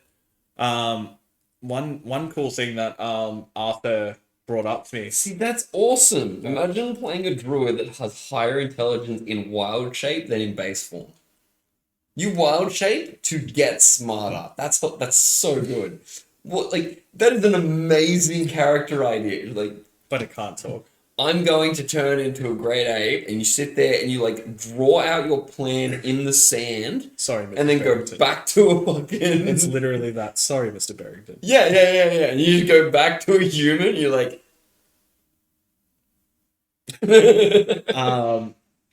But what else was it? So, back on track. When it comes to, I'm just lost. You take over for 2 seconds. The original topic was running your first campaign. Yeah. No, we're just here. Yeah, we're here.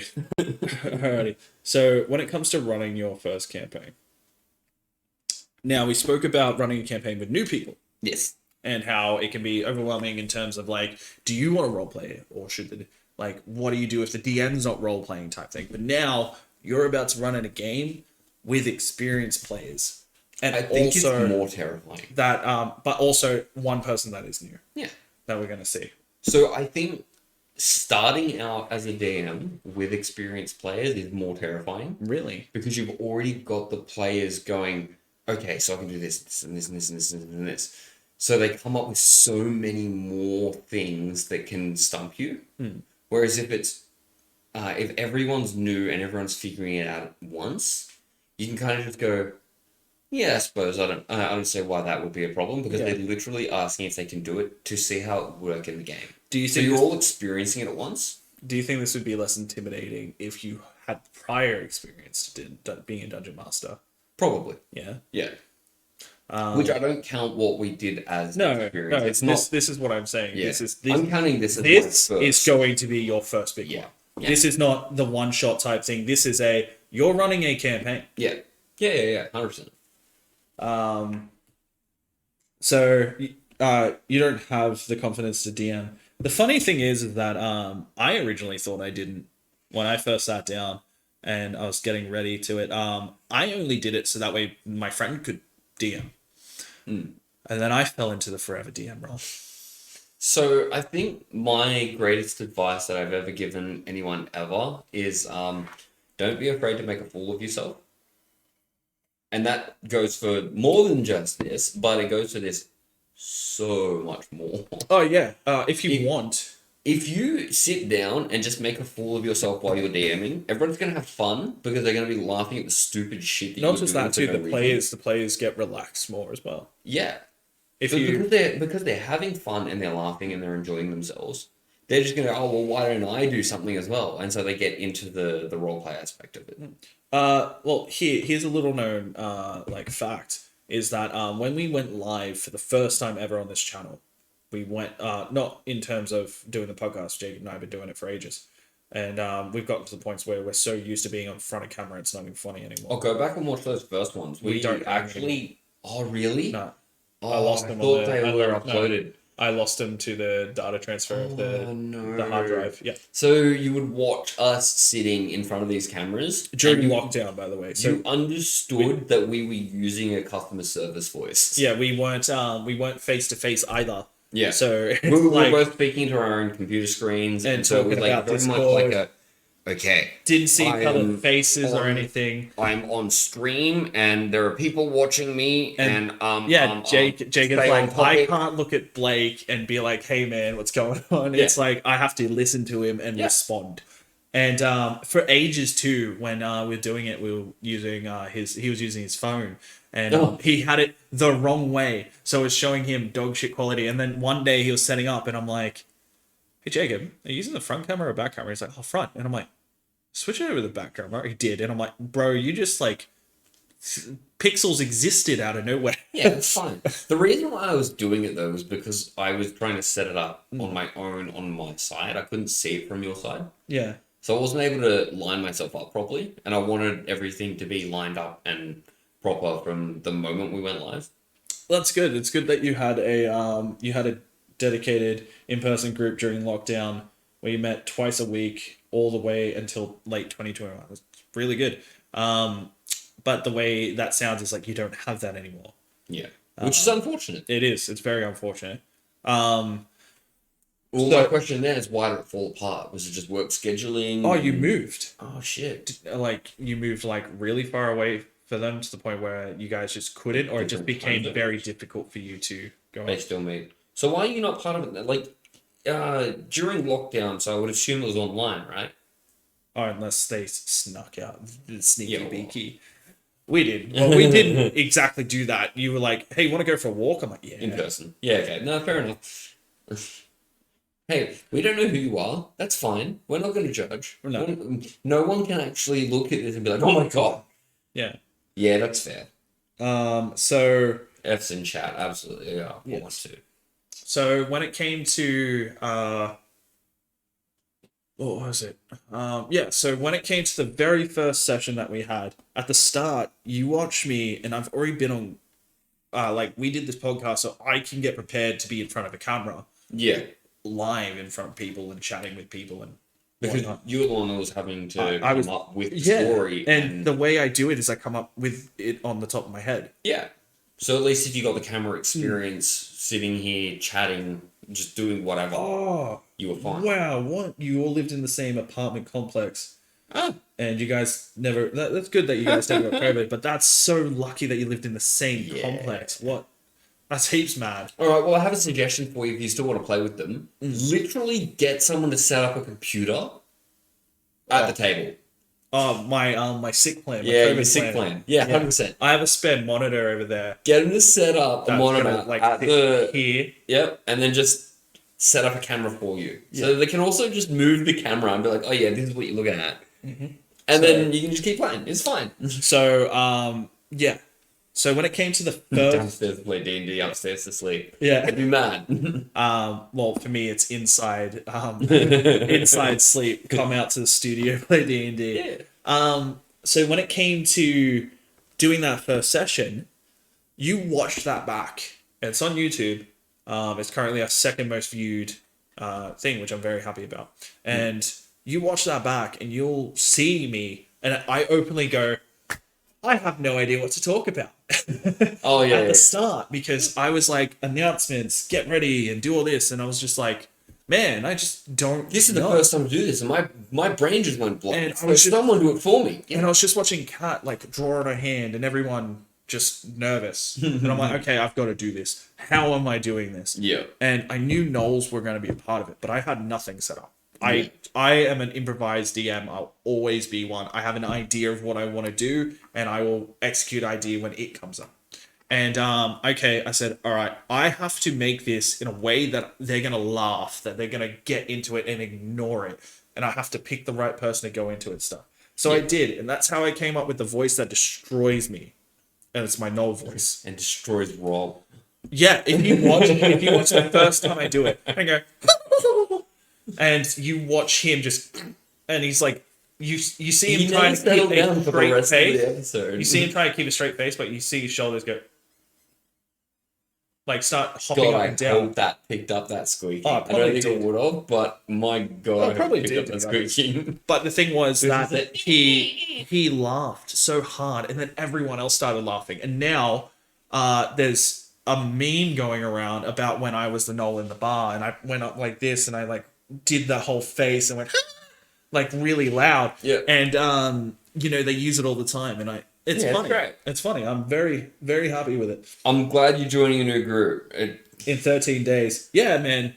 Have fun. That 13 days is going to be the longest time of your fucking Yeah, life. man. I know because we didn't play for a year and every day. I'm just like, come on, guys. Can we start again? Can we start again? Please. Oh, please, we please, tried. Can we start again? We tried it a few times, but like, Oh, they were very specifically meant to be one shots. And I think when we try and play a one shot, we play it for 2 days and go, but this isn't really going anywhere. And so we all fall off of it. oh, we won't get invested in the characters because the That's characters it. aren't surviving. And so 100% just becomes what's the stupidest character you can make? You guys. And what are the most stupid decisions you can make? One of my big faults that I have two massive faults that I did with all of you.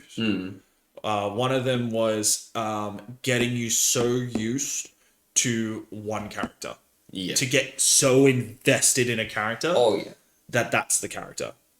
And so that's one fault that I had. I say it's a fault, it's just because we never tried anything else new where they go, all right, we're playing this module, now we're doing this. It's like we played a continuous story. Yeah, And and that then- was our first actual campaign. Yeah. And then the other faults that I had for you guys was not starting with the official rules to start with.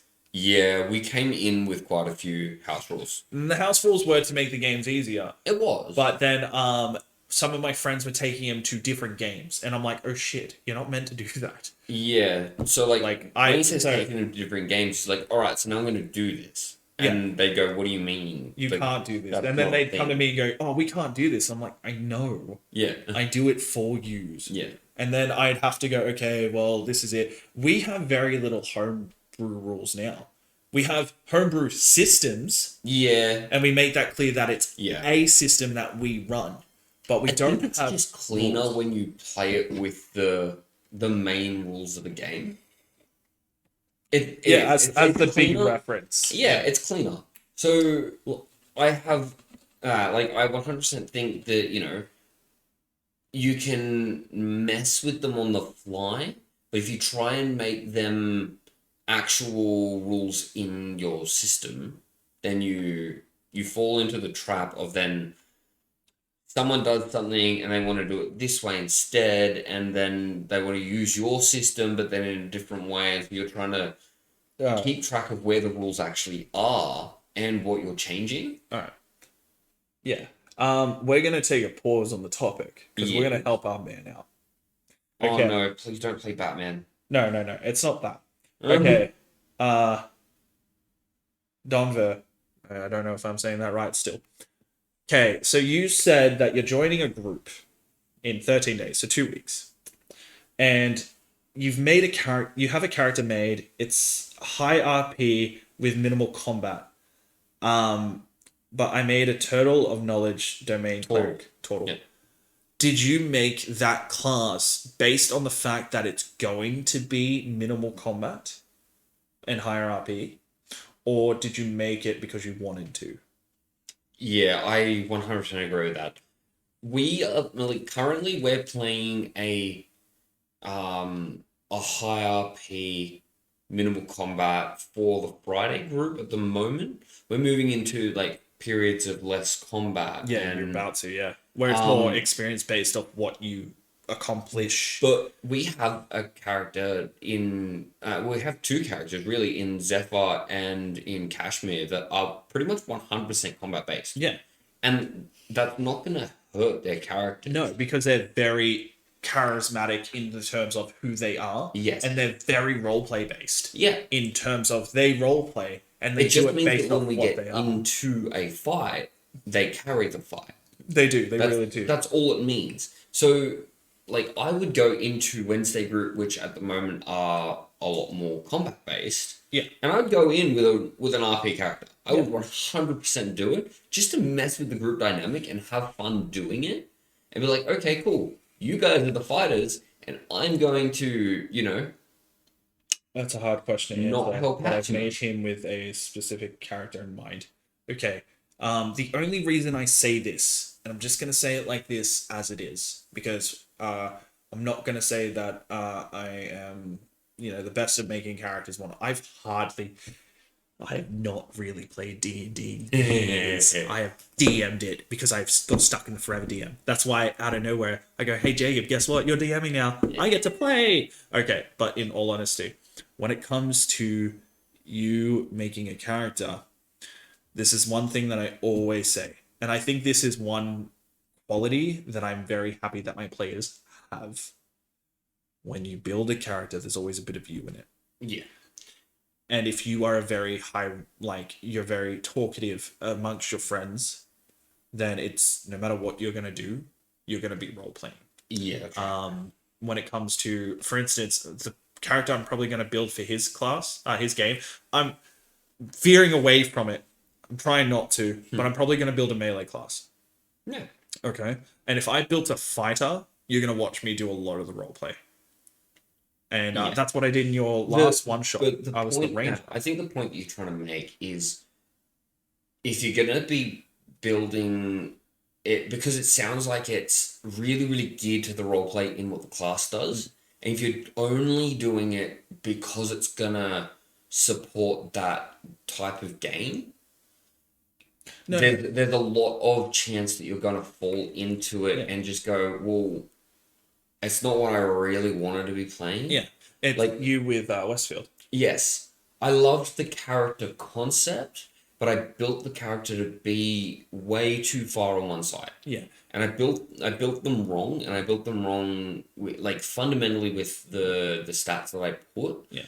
But because I had geared it so hard towards what we were doing in the campaign, I didn't enjoy the character as much. Yeah. Donver and Blue. I'm not gonna D&D shame him or anything. No. We don't even know fully what it's geared to do. And that's why I said you're not always when you pick Toro, you're not always Uguay and stuff like that. Yeah. But the way that we're saying this is that don't build your character based off the game you're about to play. Build it based off what you want to play and what you're interested in. Yeah. The more interested you are in the character beforehand, less so than the group needs one. It's that whole thing about no one's playing a cleric, so I guess I'll play a cleric. Yeah. I don't think he's You playing never that enjoy for the that sake of character playing. as much though. No.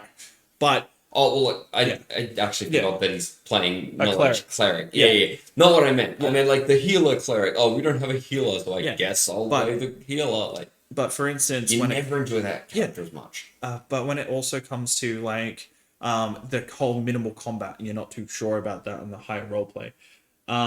Yes, playing a cleric means playing any role. It does. Good. 100%. Because as I said to you before, and Jacob said to you before as well, it is the most breakable class. Yeah. You could definitely just decide to play a tank instead of a healing, and you don't have to prepare any healing. Yeah. And it's a day-to-day thing. Correct. It's so much better. You can go, look, today I'll be a healer because you guys sucked. Yeah. So when it comes to combat, though, you want to make sure that you have everything down pat. And no, it's really hard. You're not going to know until you have your first combat, and then it might be weeks until you have your next. Yeah. But one thing that you just want to make sure is that you know what you want to do Yeah. and you do it well. You do it to the point where the DM goes, "Oh wow, that fight went really quick. Let's build like a bigger fight for the because it is very minimal, and that will make them more interesting and like fun fights. But again, just play the character you want. Your next character, if your character passes, you're building one that doesn't even fight. Look, that being said, I feel like he has made it because it's a character he wants to play, because he said he's built it with a specific character in mind. Yeah, So, like, yeah, I think that's what we were kind of getting to. I think it was that very first sentence of, oh yeah, so we're playing a really high RP game. So well, I've this isn't just chosen for you. knowledge This is for first. Like, anyone oh else. no, like, please don't play something Yeah. you're not, like, super invested in already. Yeah. Because if you're not, and you're only just coming back into the game, like, we just want you to step back into this, into this new group that you're playing, and just love everything you're doing. Yeah. So, yes, everyone loves combat. Combat is integral to the game. It needs to exist. Otherwise, you have half a class that's doing nothing. You have like a third of your spells that are doing nothing. 5th ed is very much geared towards combat. Yeah. It's not like 3.5 where you don't have to. Literally, you can pick any class and like go down the skills matter so much more than your combat. Yeah. Your combat well, just the skills exists. matter more than your class. Yes, exactly. Except for those classes that give you more skills. Yes. Like Rogue. But when it comes and Bard and Rogue were the two equal. Yeah. But yeah, when it comes to combat, everyone loves it. I love combat. I would love to see what my terrain looks like. We'll see. Fuck you. But combat is fantastic. I love the whole because it's the one time you look at your DM and it's you versus me. That is the one time you look at that. Yeah, it is. In combat, because they get into playing the bag. Yeah, I do. Yeah. When you're doing combat, you can go, cool, let's fight each other. But like, oh god, I hate hearing people saying that in general. It's you versus me to the DM. No, don't ever think of it that way. Yeah, well, yes. The DM is not the internal bad guy. He's everyone that you are not. That's right. And the thing is, again, when the DM is playing the bad guy, that's when you think of that. It's you versus me. When the DM's playing the shopkeeper, it's not. It's like, how can I get on your good side? You know, how can I swindle to get a bit more?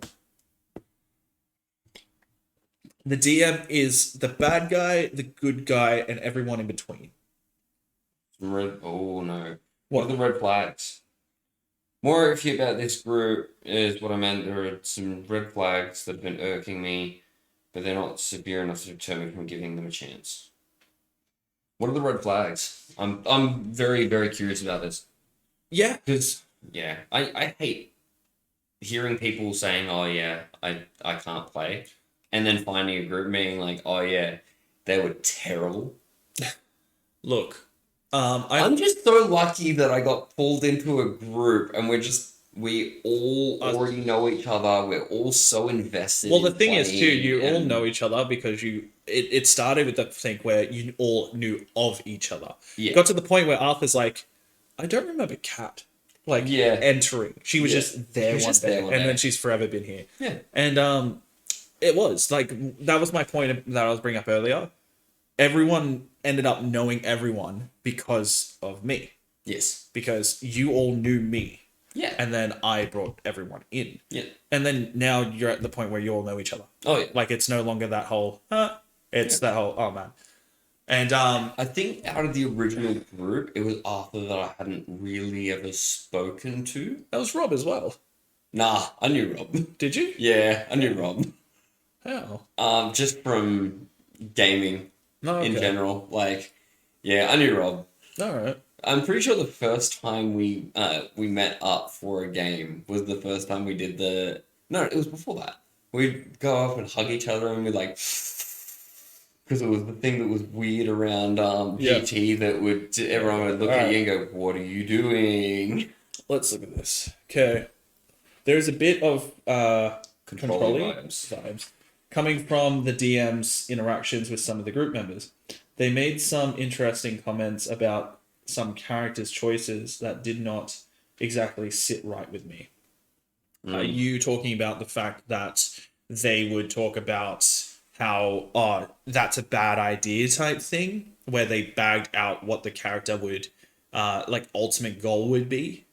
Or do you think that the DM just never gave it like a chance type thing? Or do you think that the DM just doesn't, if it's not how he wants it or they want it? Like railroady. Yeah. I think I'm kind of reading that as like a railroady kind of thing. Well, when it's say controlling, I think it's like they imagine in their head. I generally give you guys guidelines. Yeah. It's like when Rob went to make his new characters. He's always so confused, so I always give him the things, and I always suggest it to the way he would love it. Yeah. For instance, his new character's name is Stacy. Yeah. And that has been, he's said that name more than any other name in the world. Oh yeah. And Stacy's just his word. yes, It's not even a name at this point. It's just a word. yeah. But he loved that. I spoke to him about doing a bard because he just naturally is a bard. Oh yeah. Like he told me how he wants to inspire people. Mm. He's going to read like a poem, sentence of music.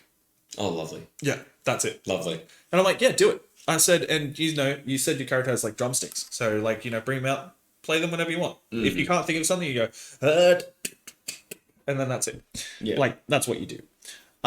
When it came to like, I haven't really touched you doing anything. You just know what you're doing at this point. Gatekeeping.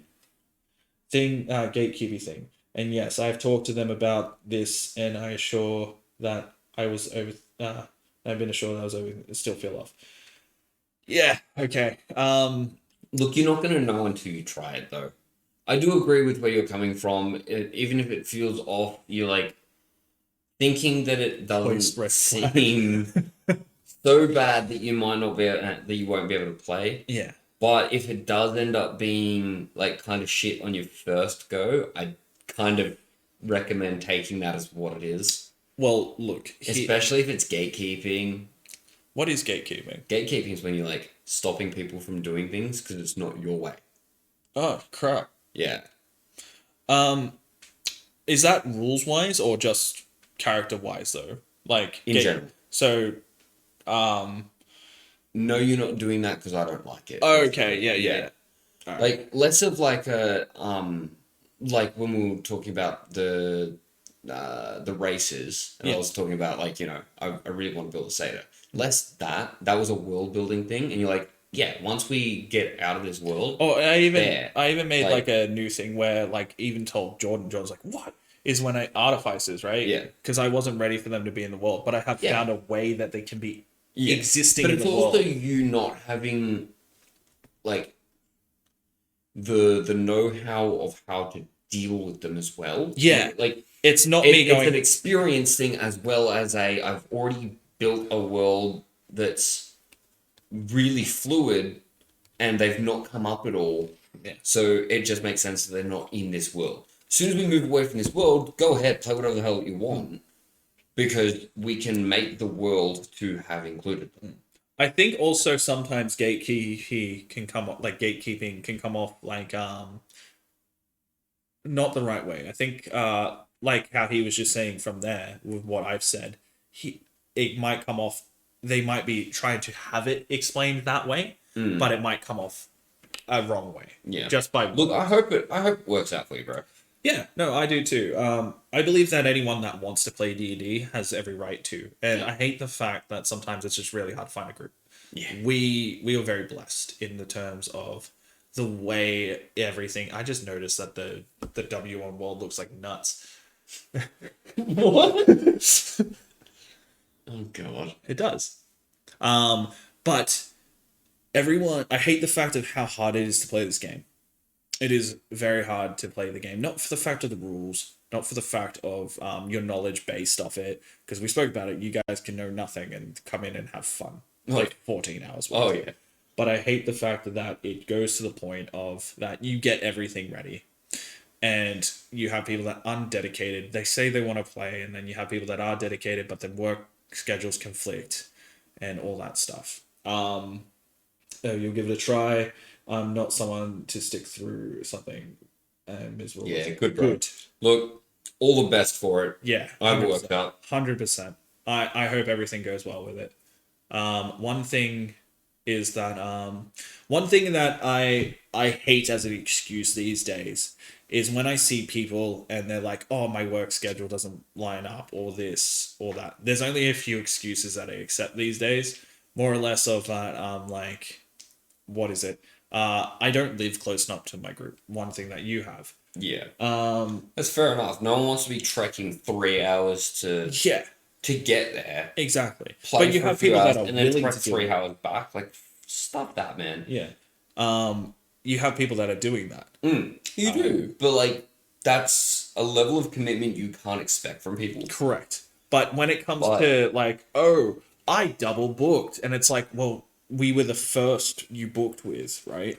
That's why we always talk about when you come together as a group. Yeah. You set aside time every week. Yeah. Every fortnight, I feel, is a very slippery slope. Yeah, to you just not doing it because it gives you the ability to go, oh, I thought it was next week. Yeah, and it also gives you the ability. If it's not on purpose. That goes, oh, something has come up. Yeah. And it's like, why? But even if it's not on purpose, yeah, it still can happen. Yeah, and it comes off like it's purposely done. Especially if it happens too much. Yeah. That's me, by the way. I have 2 hours to trek to my game. Via bike, like motorbike or bikes, like mountain bike. I mean, like, both are bad. If he says BMX bike, I'm just gonna crack it and say he has the biggest thighs. Bikes. Oh my god. Right.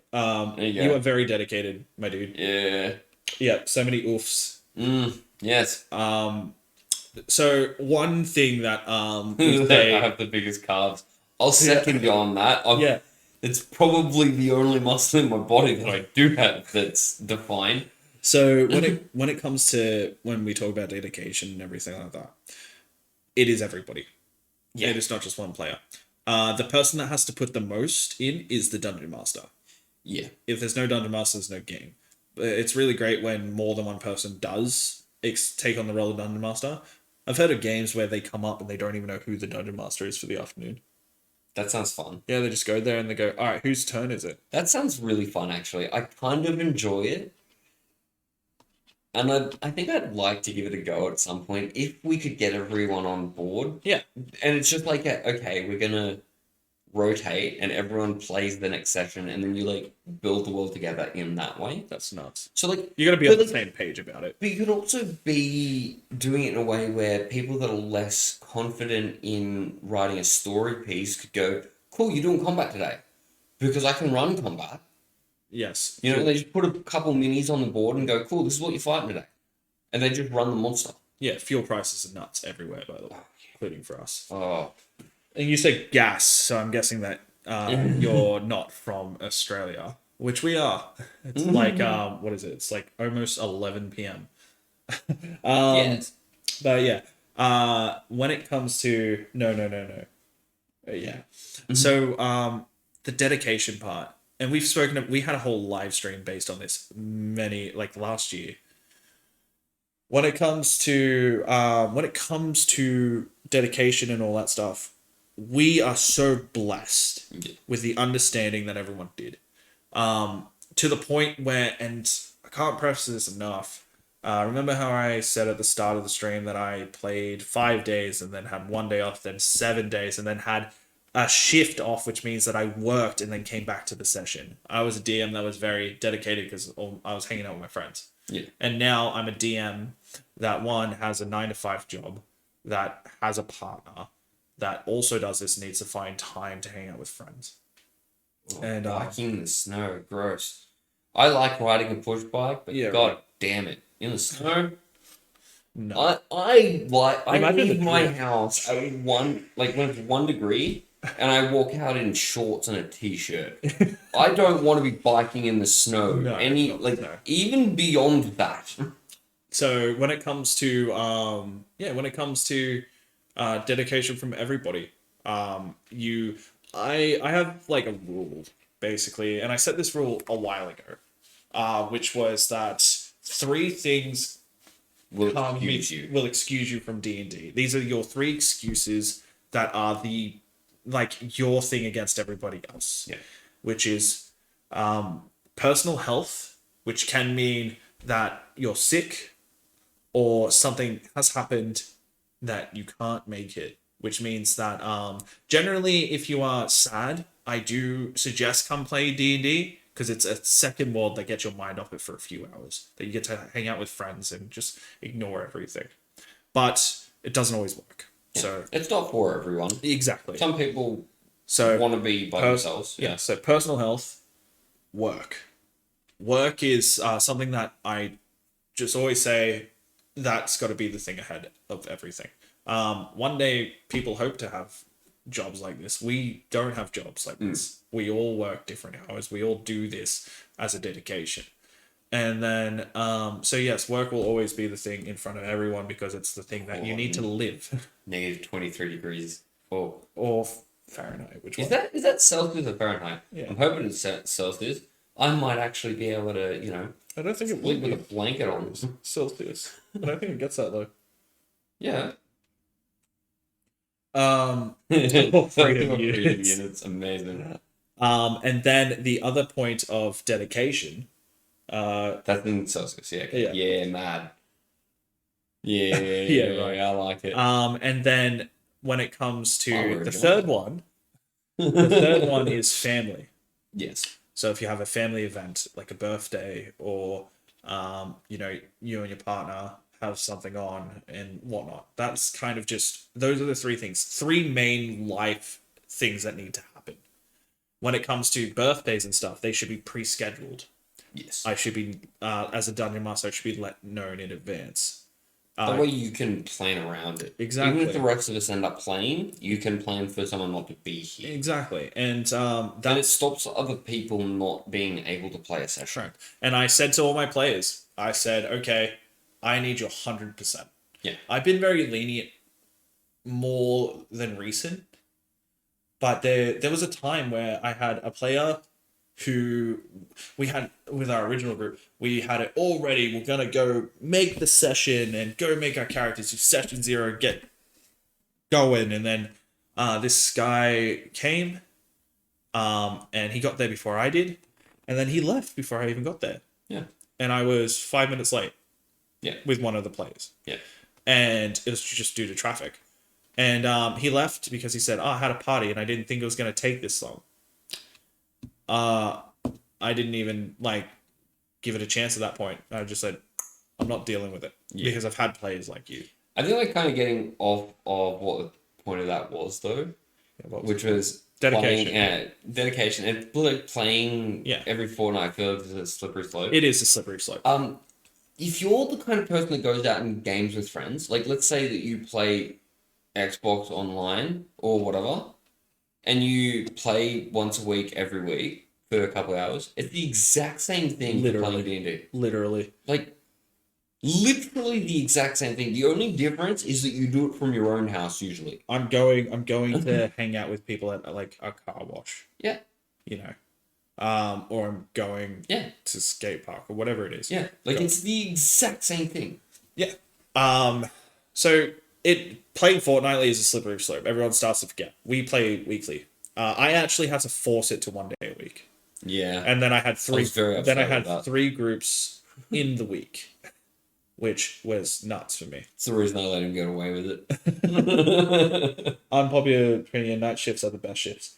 100% they're the best shifts. I don't know anymore. I used to be a night shift person, and now I'm working day shift. I'm a night shift trooper. Well, I don't know. It's because I'm not waking up butt ass early in the morning. I just didn't sleep when I was working night shift. Because I'd get out in the day and then I'd get the sun on me and be like, oh, no, I'm awake. So the only to do shit. So the only reason I don't know about night shift anymore is because a lot of our friends actually stopped doing night shift, started working in the day now. And I think I was the last person that was doing night shift.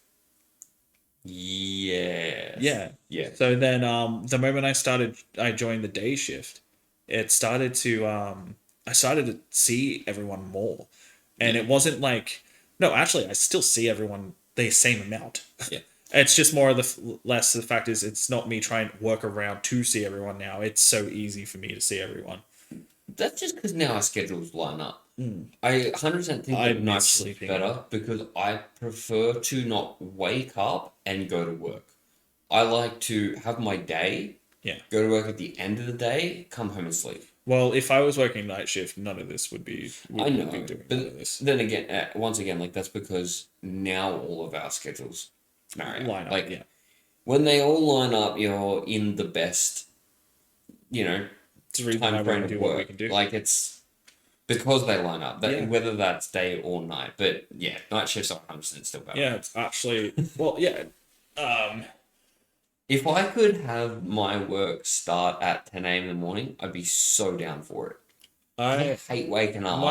My work starts at 9:30.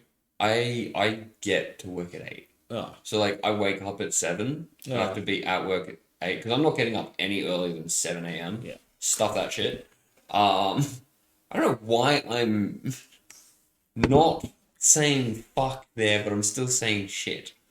I don't know. Stuff that. Like, that would make We more are sense. not Fuck that content for shit. kids. Oh no, we are not.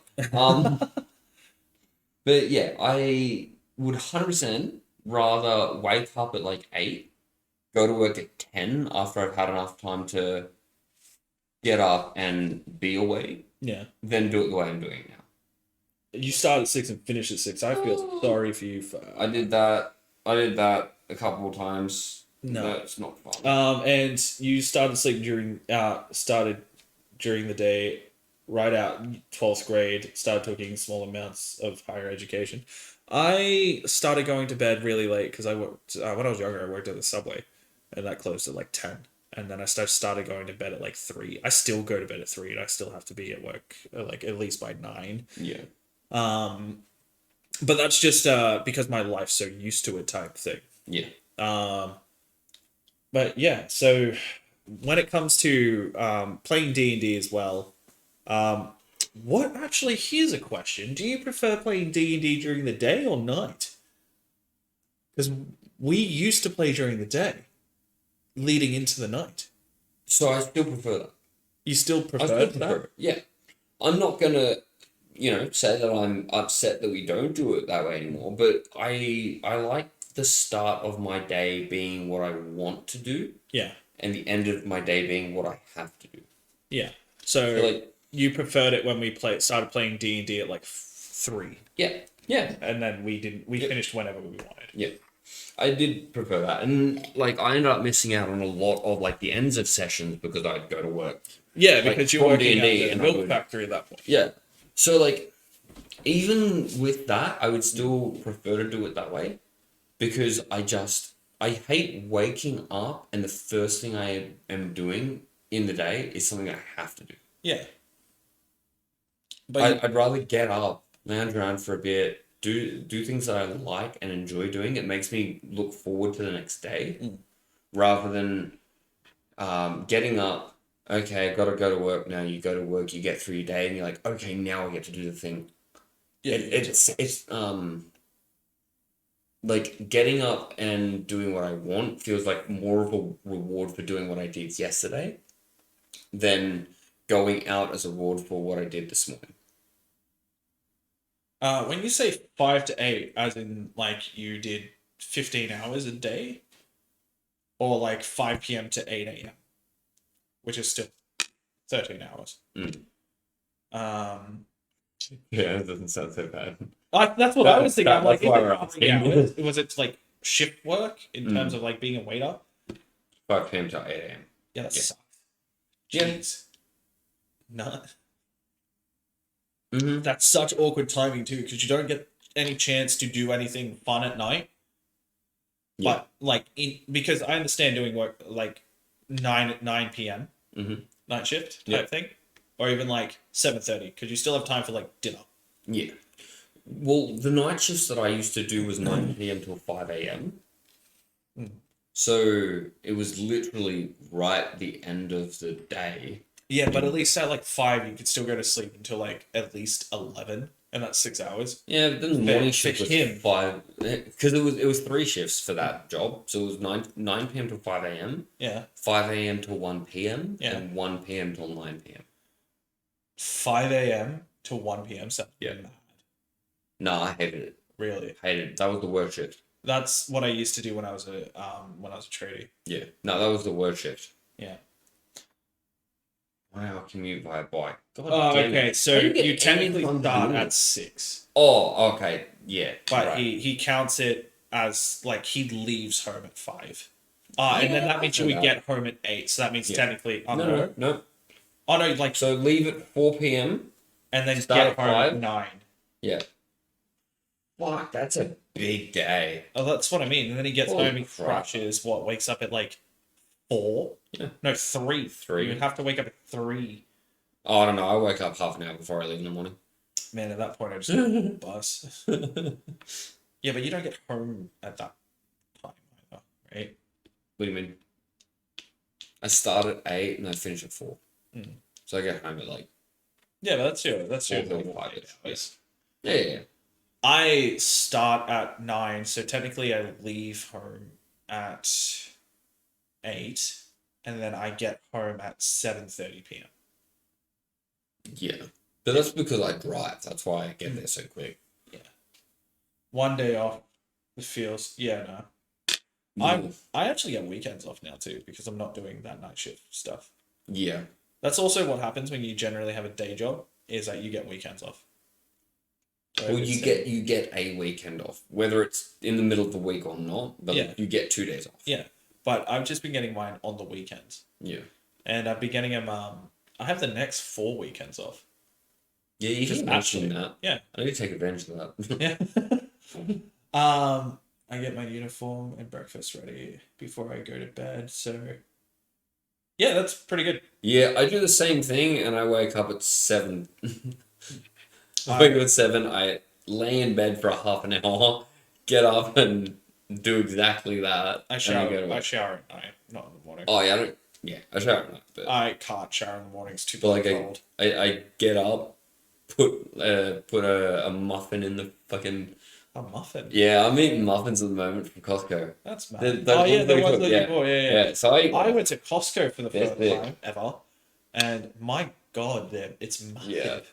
Yeah, I have those You can muffins. buy anything there. Someone said you could buy magic cards there. I just couldn't remember who said that.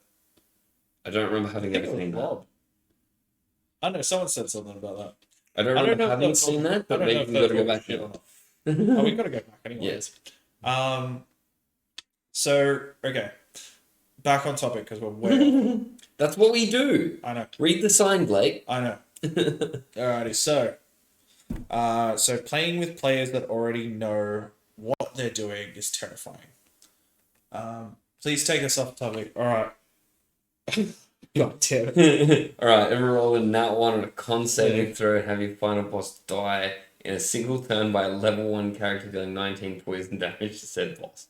That sounds very, very, very specific. Wait, so okay, please take us off topic. All right. Everyone, roll in at 1 on a con save. Have you ever rolled a nat 1 on a con save and had your final boss die in a single turn from a level 1 character dealing 19 poison? So, have you ever done that, is what he's saying. That's why I said that is very, very specific. It's like it happened to you. Yeah. Also, why did your boss only have 19 health? That's near a level 1 party. I don't know. Oh, yeah, true. That's still really Even low. then, though, like, Yeah, I was about to say. what is the highest HP? Because What about that's level what 1 happened party? last night. It was a giant frog. Wait, your giant frog was the Amazing. the boss?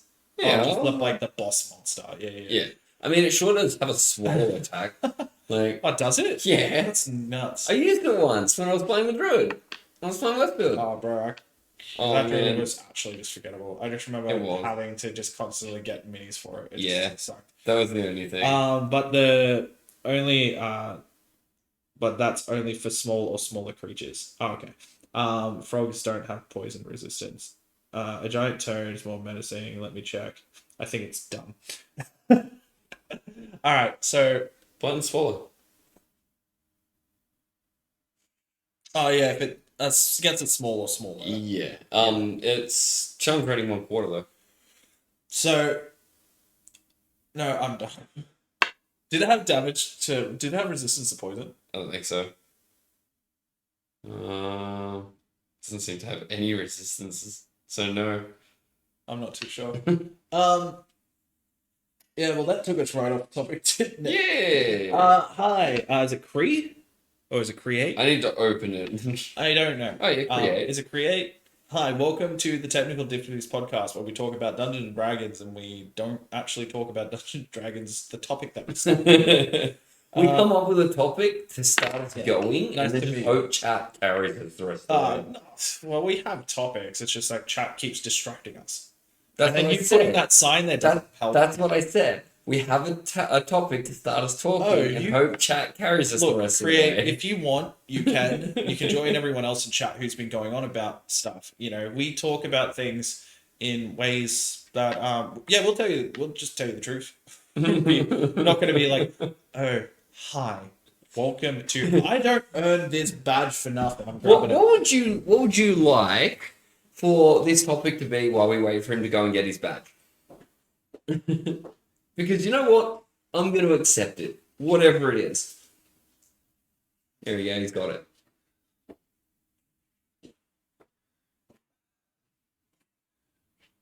Oh, hi, Mark. So 28 damage against a goblin.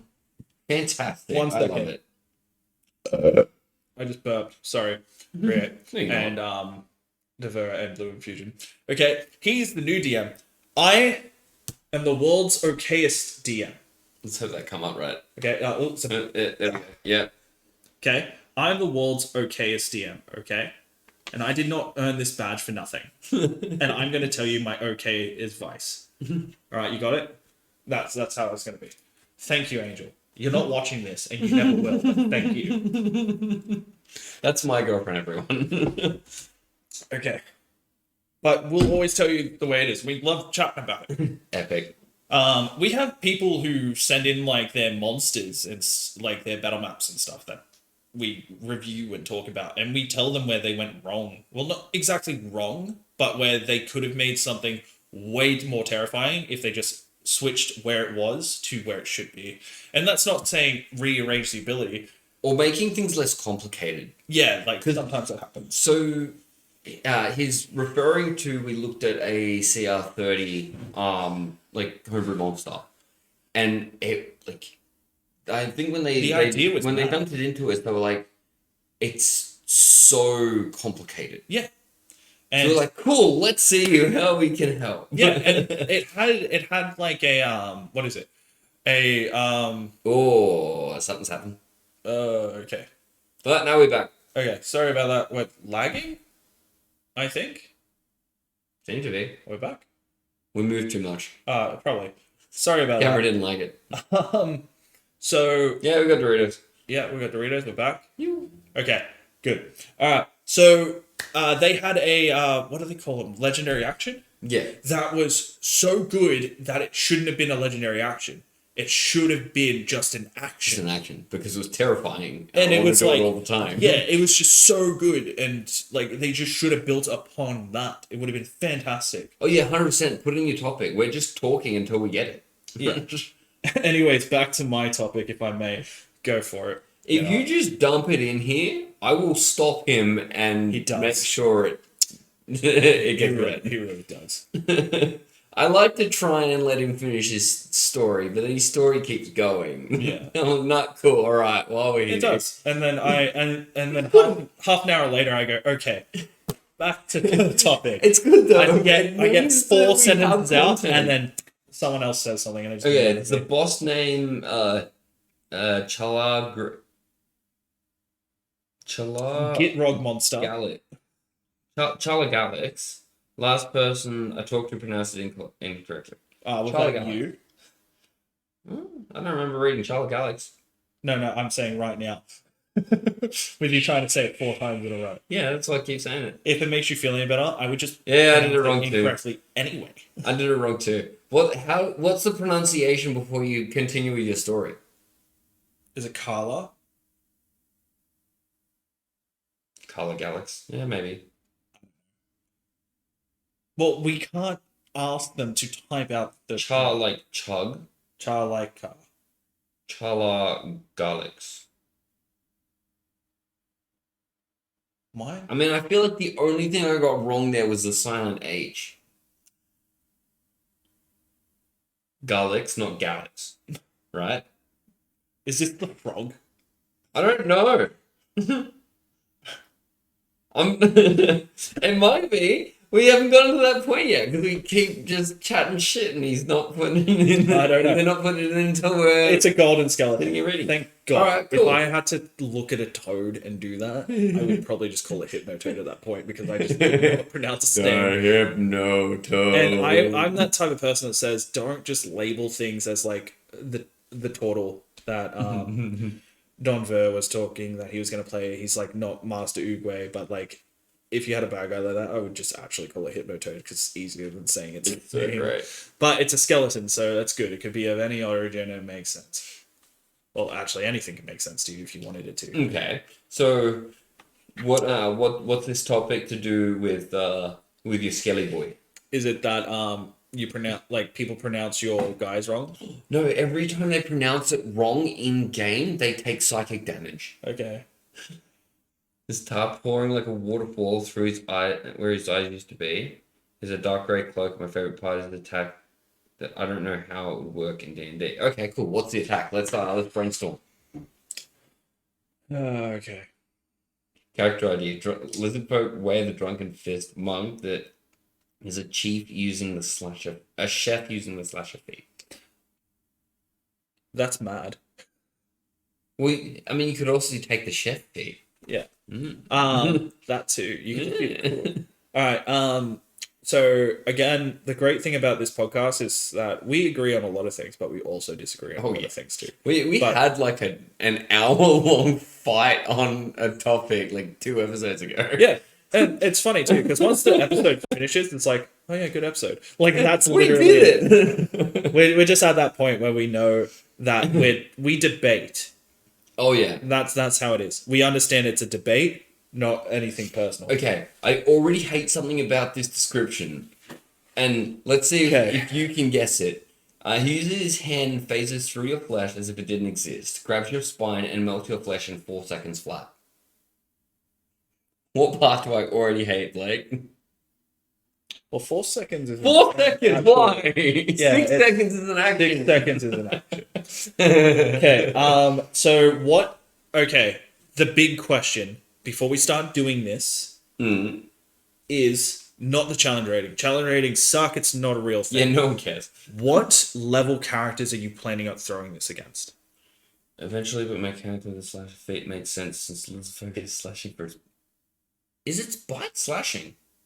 He's killed dozens of dwarves. Okay, so that's like his back lore thing. That his was probably discovered in like a tomb that they were excavating for gems or whatever you wanted. Oh my god! In Monsters of the Multiverse, the lizard folk's bite is slashing damage, so it works with the slash of fate. That's awesome. Why isn't it piercing? I don't know, but apparently this is how it works. Okay, hey, I want to throw it at least 2, 3, 4, or 5 characters. Is it meant to be an insta death? Or is there like it has to take an action to stay there before it happens? That makes sense about the bite, I guess. Make it rip and tear. Yeah. Okay. That makes sense. I love it though. You know what I'm gonna do soon? What? I'm just gonna set up a Discord where people can jump into chat and just just get invited, yeah, and they can talk about it on the stream. Man. I've just gotta work that out. Yeah. Well, I've kind of worked out the fact of I can get music playing through the speakers. Oh, you got that? Yeah, I just have to actually sit down and read it. Oh, okay. Okay. Well, I do like the Tomb of Horrors. Okay. Mm-hmm. Yeah.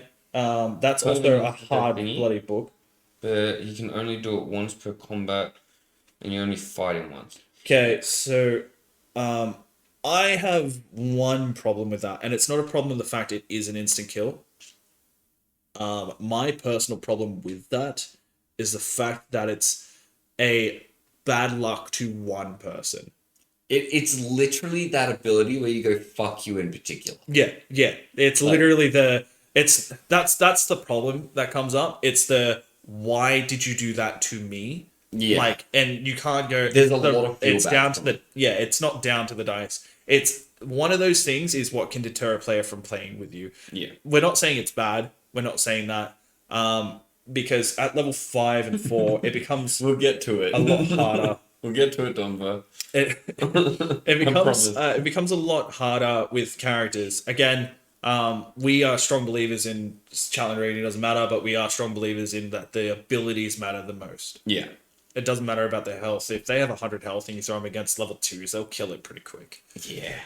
You do just a lot of kind damage. of crazy. So, So I kind of don't like that it's an insta kill. yeah. I think this should be one of those multi-layered saving throw things if you're gonna make it an insta kill. Or there's a way that he can actually follow this. Yeah. Literally, it's one of Wizard's biggest mistakes, but you'll actually learn something from it.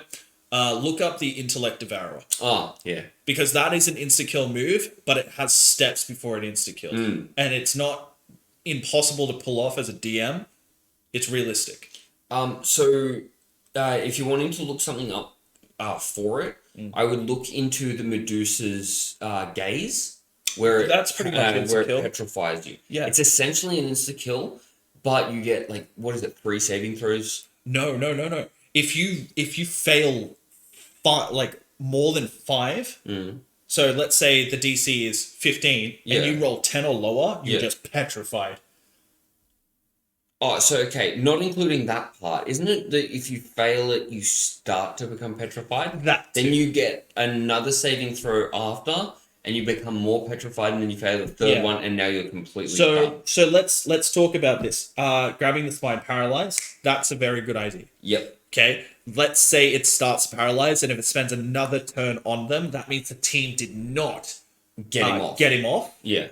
It means that they can die. It then makes it from I got you, you died, to I got you, and they couldn't save you. Yeah.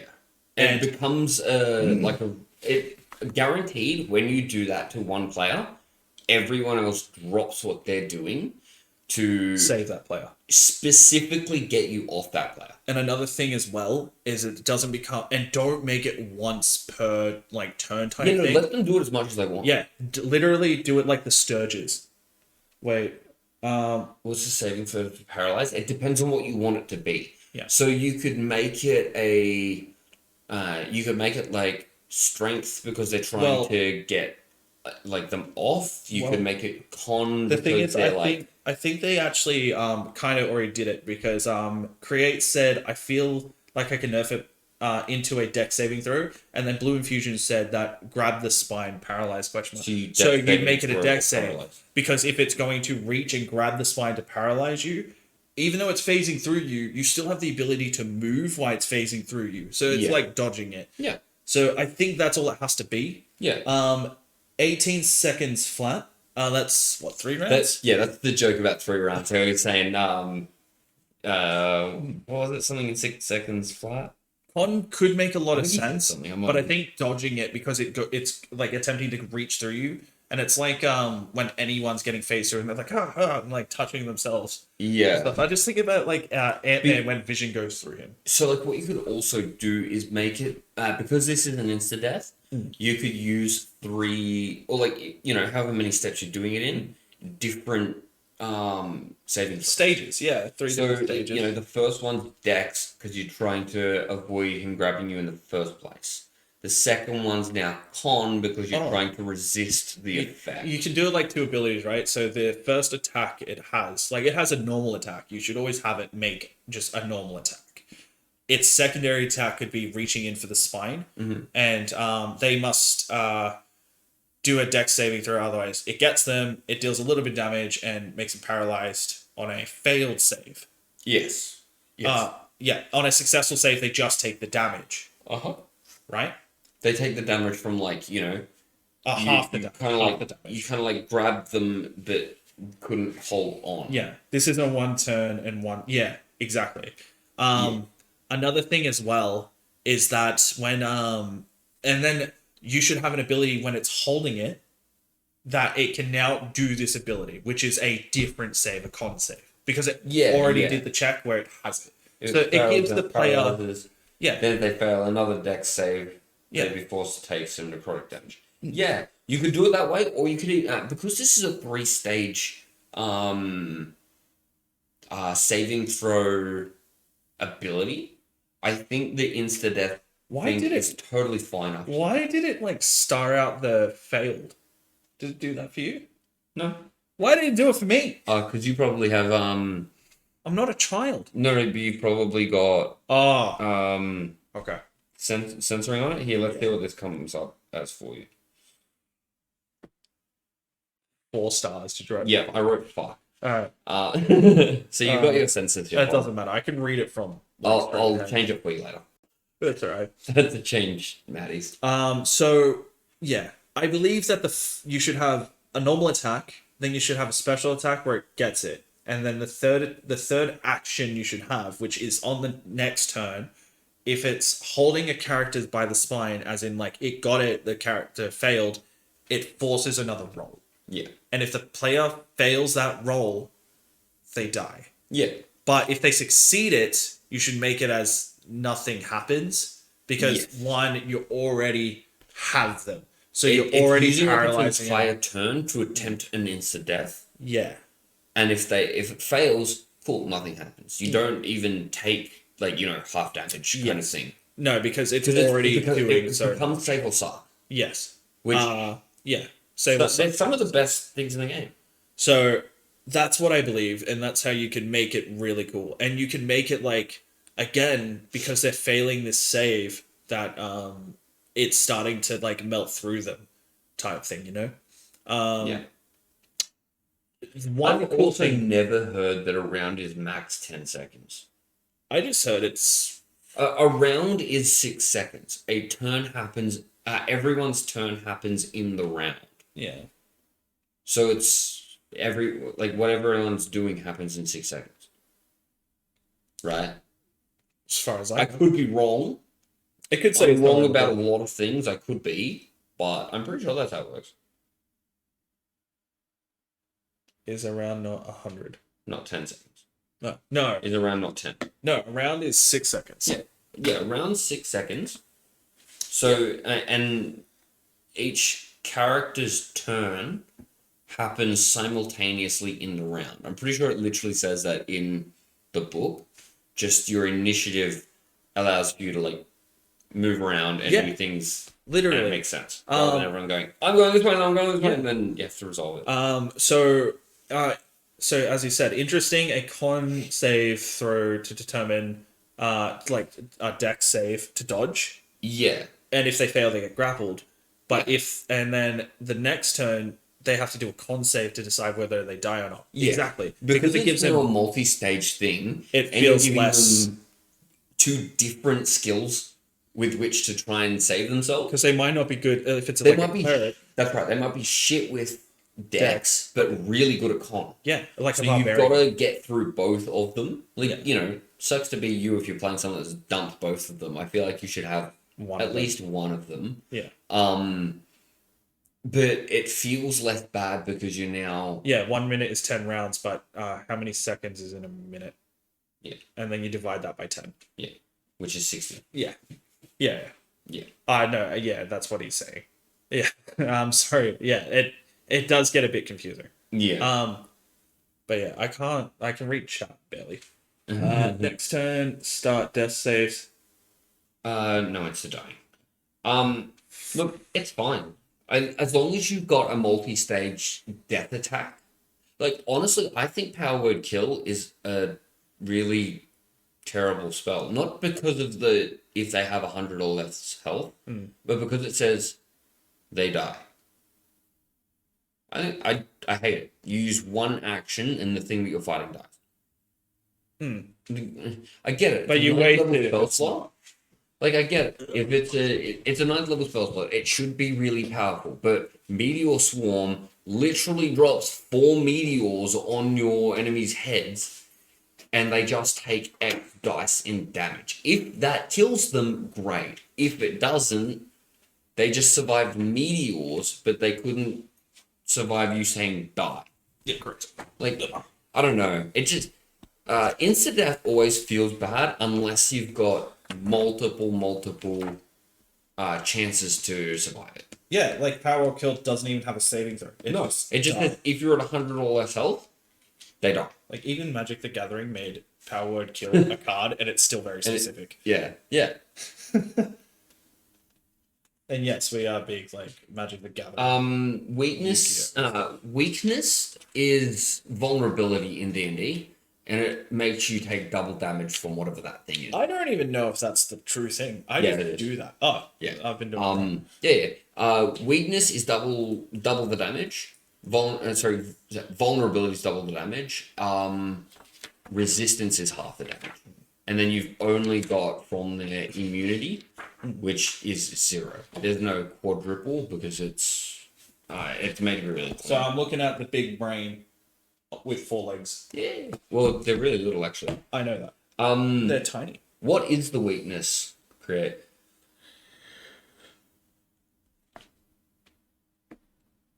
Save on your Swarmer's Shield Master Heart checks on you, I win. Yeah, when they make this the save with what's the rogue ability when you see it coming? Uncanny dodge. Yeah. You uncanny dodge out the way of a meteor. I know. It's dumb. Ice magic on his eyes. Okay, that's extremely specific. I would just make it cold damage, period. Unless you have a very big cold and radiant. Cold and radiant. Or they said ice magic, but like, if you're gonna do a lot of cold shots, sure, but they can really start to ruin a game. Generally, if something has a vulnerability, it's got it no matter where you hit it. That's just to make it cleaner in the way it works with the game system. Like, targeted stuff like that works really well in Zelda games, but that's just because you're playing a video game that doesn't have limitless possibilities. Okay, so I want to bring up the Intellect of Aura. Okay, it's to Wizards of the Platinum Shield. Yeah, I like that spell too. Wizards of the Coast apparently decided to make this thing a challenge rating 2. It's infamous. Everyone knows it. There's other ones we like to talk about, but this is the most common one to talk about.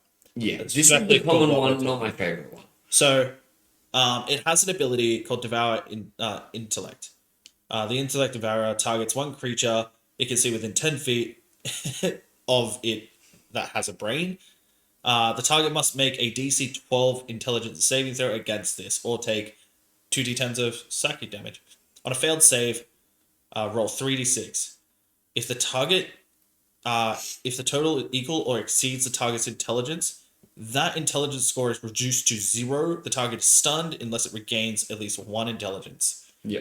Okay, one that's super specific. You need to be able to regain an intelligence score. The only way to be able to regain stuff like that, I believe, is this Greater Restoration spell. Or a cleric who gives the buff to intelligence. Like bear strength. Oh no, it's not even it doesn't give you a buff, it gives you advantage on those. Yeah. So 3d6 on intelligence. That means its max roll is 18. It's not a curse. Minimum is 3. It's not a curse. It's an ability. It's just an ability. It just happens. So, unfortunately, remove curse doesn't do it. Alright, and mechanic versus marinade. Lovely to see you here with this TD side of machines. Alright, so now I'm sorry, Greater Restoration. And then the last thing is that it initiates a intelligence contest, and if it wins, and the way that happens is that what is it? If it wins, doesn't even tell you how it does it. But if it wins, it automatically takes over the brain, and that person's dead. That's just how strong it is. So the reason why, Lesser Restoration doesn't do it, but Greater Restoration says you can reduce the target's exhaustion level by 1 or end one of the following effects on the target, one of which is any reduction to one of the target's ability scores. Yeah. So I'm pretty sure, I might be wrong, but I'm pretty sure that is actually the only way to do it. I see the Donbury saying all the wish spell. The wish spell does everything, and the wish spell allows you to cast greater restoration in order to do it without taking all of the side effects from wish. So Alright, you're still just using greater So restoration. I don't actually have chat in front of me. I can see it off in the distance, but it's very tiny. And we had someone just join us. Yes. So who is it? TD Cider Machine. Yeah, hi, nice to meet you. I think you were just you came in and you said I think I saw it from over there. Mechanics versus narrative, go. Yeah. Okay. Actually, I had something to say about that. Yeah, go for You it. can say, look, it's the what do we call him? A Skelly. It's the Skelly's eyes. He has cold resistance, sorry, cold vulnerability. Yep. But you just like when the player's like, cool, I'm gonna cast Cone of Cold on him, like the magic gets drawn towards his eyes. Yeah, yeah. So you can say it is his eyes. Yeah. But like he has the vulnerability. Yeah, yeah. Well, you what's just it? narrative it to be, cool, you hit him in the eye. Yeah, well, narrative can also be very good for mechanics. When I was giving you guys the hint, you already knew this, but other players didn't, that the troll had weakness to fire. Oh, yeah. In the story that I wrote, like I said, that the troll put its arm in to reach one of the girls that it was trying to grab, and the fireplace knocked its finger, and it watched it shrivel. And that was like the little hint, you know?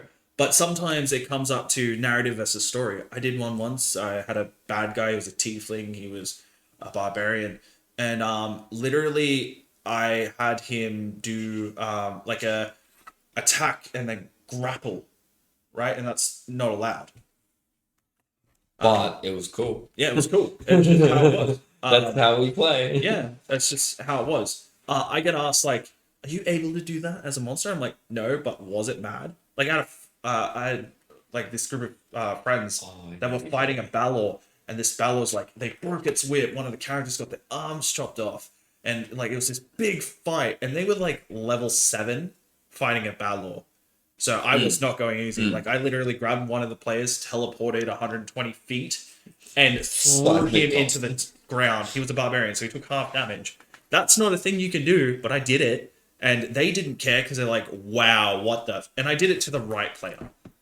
So I knew he was going to take half the damage. And then, what was it? I grabbed the great sword, like the long sword of it, and I go, this Balor is bigger than this sword. Guess what? I'm throwing it at you. Threw it. And then they used shield to block it, and it was 1 point... Like, the shield was 1 point higher than the attack roll. So it became this awesome moment where it hit the bridge, and they got pushed back, but they saved it. Like, my favorite part about that is when I found out that you are legitimately allowed to throw weapons that don't have the throwing property as part of the game. oh yeah. Because we were talking about it, it's like, yeah, this is not a thing. It's not on the stat sheet anywhere. Yeah. And I was reading the book one day as I normally do. I'm like, oh my god, you know, I just realized that time that you threw the sword as the Balor. Yeah. He can do that. It's like, what? What do you mean? What do you mean he can do it? But it ends up being like a D4 of damage. Like, flat, 1d4. Yeah, but then I argued that. It's so funny. I love it. You can have a Balor throw this fucking, what is it, like two, that like is the 3d12 Yeah. sword. Like, Well, that's what I 1d4. what is it? That is new barbarian in the Arneth. I've missed a lot of this. Yeah, I've not read on for a while. As I said, his parents went alive, neglectful ice mages. Okay, that makes sense. Yeah, so you could have vulnerable. ice vulnerability in general, but you can flavor Imagine being a it grave to be domain the ice. cleric and giving things vulnerability. Yeah, that's actually just the channel divinity for the Grave Domain Cleric. Wait, it's so hilarious. did Arthur just never do that? Was he Grave Domain or was he Death Domain? Grave. The grave domain, the grave calls. He was grave domain. I don't know. It seems like it could also be. Adventure, Maybe he just never did it. Adventure has weakness arrows. Eyes of the Grave, Path of the Grave. Oh, Sentinel of Death Door. I remember that one. So yes, he was a Grave Domain Path Cleric. of the He just never Giant. did. Yeah. So yeah, TD, and welcome to the TD podcast. Yeah, you're right. So yeah, when it comes to narrative versus mechanics, I believe the narrative and mechanics need to meld in a way where if you're gonna break the mechanic, make sure the narrative was worth it. And if you're gonna break the narrative for a mechanic, make sure that it doesn't break the whole narrative. But in terms of everything, I'm always a narrative person. Yeah. If I was going to pick one, it's narrative. Yeah, 100%. It's the story of the game. If I do wanted it, to just... and it's gonna seem cool while you're doing it. Yeah, if I wanted... People then are like, oh, but it can't do that.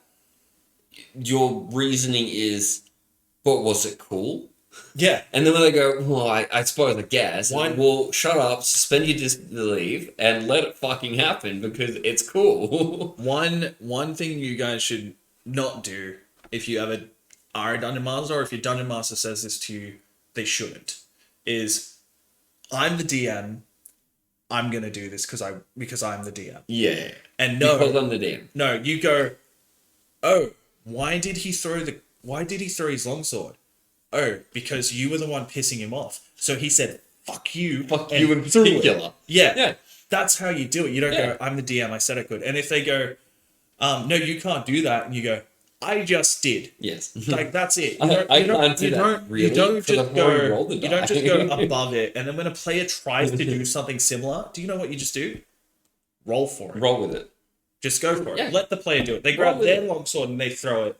Sure, you don't want to do that, but if you want to, go for it. It's also a matter of, like, don't ever try and do something as a DM that you wouldn't want your players doing back to you. Jack of all trades, giving you... Yeah, it does. It allows you to add half your proficiency bonus to your initiative. Yeah, I Remember know. I was talking You to were telling me this that before. the other day, and I was just like, what? okay. Oh, I don't think... I have a Rob knows better that. one. I have a better one for you, Donbo. It allows you to add half your proficiency bonus to your check that you make with counterspell. Yeah, that was a... That's a skill check. Because it is a skill check. It's not a saving throw, it's a skill check. I'll get up the actual wording. But yeah, I find- it's awesome. Yeah. So if you didn't know that, now you do. So you can throw that at your DMs because that's a mechanic thing. If the casting is a spell of 4th level or higher, make an ability check using your spellcasting ability. It's an ability check, it works. Could you you can't gain proficiency in that, can you? No. You can't get proficiency in counterspell, no. Because it's not a I am proficient in counterspell. That could I mean, I would allow it. that could be a prestige class. I would just allow it. You can like take the skilled feat or like one of the And have proficiency classes in that counterspell. just say like Well, choose I guess, a bard I guess basically. you almost like waste it in a sense. It's like you could have put in something better, but when you do this, you better do it right. Yeah. Yeah. So like think what it's got on bard where it says you get proficiency in 3 skills. Yeah. Why not let them choose counterspell? Yeah, Dark One's lucky. But yeah, that was exciting talking about my greatest villain. Look, man, I hope in some form Do it. or way we helped, but we're not telling you not to do it. We Yeah. say go with the Do instant it. kill. 100%. Make sure it's 2 checks so that way the players don't feel attacked by it. They had 2 ways, and they also had the players had an extra turn to help them. Yeah. And if they didn't, that's not a feel bad moment on you. That's them not having great team building skills. So do it. 100%. go Along for it. those veins, that actually makes a lot of sense that you can use that bardic inspiration on your counterspell too. Yeah, hadn't thought of it because it doesn't really affect you because you can't give yourself inspiration. No, but So like I look at these things like that, but no, that actually tracks. it could be that like tracks. out of the new Doctor Strange movie. Have you seen it? Oh, yeah, Lord can Lord give them themselves? Oh my god. I think so. This What is do you your got? villain. We are giving ideas, but it's It's your baby. Yeah, that's the 100% truth. it is. That's why we're saying 100% go with it. And like when I give advice on things, and 14 Blake's total. very much the same. When we give you advice on your thing, we don't want you to change your thing. We want it to be what you wanted, which is, this guy comes up, kills you. Like, yeah, sure, let him kill you. 100%. If you want to be in insta-death, let it insta-death. You just got to try and, make sure that your players aren't going to look at you and go, oh, you killed me because you're the DM. Yeah, exactly. That's the feel-back moment. That's what we're trying to tell you. Hey, look, remember that's a thought. And sometimes people don't think about that. They think about how cool this creature is, but they don't think about the other way. Oh yeah, And yeah, Peerless he's Skill, been starting sitting in a 14th level. cave formerly known as Mine for Dwarves. Yeah. No, Yeah. that's good because then it adds to the lore, as you said before. He's been in that cave. He's killed dozens of dwarves. It should be hundreds actually to be like terrifying. Oh yeah. Dozens. Especially if it's going to be a high level villain. Like you're saying, this is your greatest villain. Like this sounds like a high level campaign type thing. Yeah. Well, Still thousands. he said level 5 or 6, but it also makes him like feel better about killing it if they do. And not just that, as well, is that they have something like more to brag about. Because when you say Yeah. dozens compared to hundreds, it's like, did you know there's a sales tactic? People will buy something more if it's just like, let's say, something costs $400, right? If you put it for $3.99, Oh yeah. it will sell more. Yes. $3.99.99 sells even better. Yeah. The reason is because it tricks your brain into thinking that the people that have put the price on it have really thought about it. Yeah. So when you see something that is $1, you go, eh. But you see something that's 99 cents, you're like, only $1. Okay, yeah. If you want it for the more realism factor, yeah, then go for it. Yeah. Again, it is your game. Just think about it as well, though. D&D is usually set in a time period that's not modern day, Yeah. where, you know, if a serial killer goes out and kills 5 people, they've got the entirety of the country looking for them. Yes. But, like, you go back to Jack the Ripper, and he killed, like, 50 people before they even knew they had a serial killer on the loose. Correct. Like, it could be thousands, bro. 100%. Also, I do want to say, Don Ver, I really like that idea about it animating skeletons of the dead dwarves because it adds that fear factor. And it doesn't, because if you go with dozens, right, it doesn't mean it's literally all of them. It's just, it's in a certain, they've caught it in a certain area of the dungeon. You roll a random like D10 to see how many there were in there, and you go, okay, there were this many, so he's going to animate skeletons. So you just make him the basic skeleton stat, just dwarven. Yeah. And that seems mad. It seems like he is just terrifying. Oh, yeah. And it also, you know the instant kill thing, and if you do go with the fact that it does need multiple saves, it has the other players now struggling with understanding, do they just go for the boss or do they go for the animates? Because if they go for the boss, that means the minions swarm. They all have advantage and they stop, so they have to really work a way around it. You accidentally killed a chicken through your old screwing. What? What? You accidentally killed a chicken, though you're screwed. Are you making a I think he is making. You're making a Zelda reference with the Zelda cuckoos? Yeah, so Peerless Skill allows you to add it. It really does.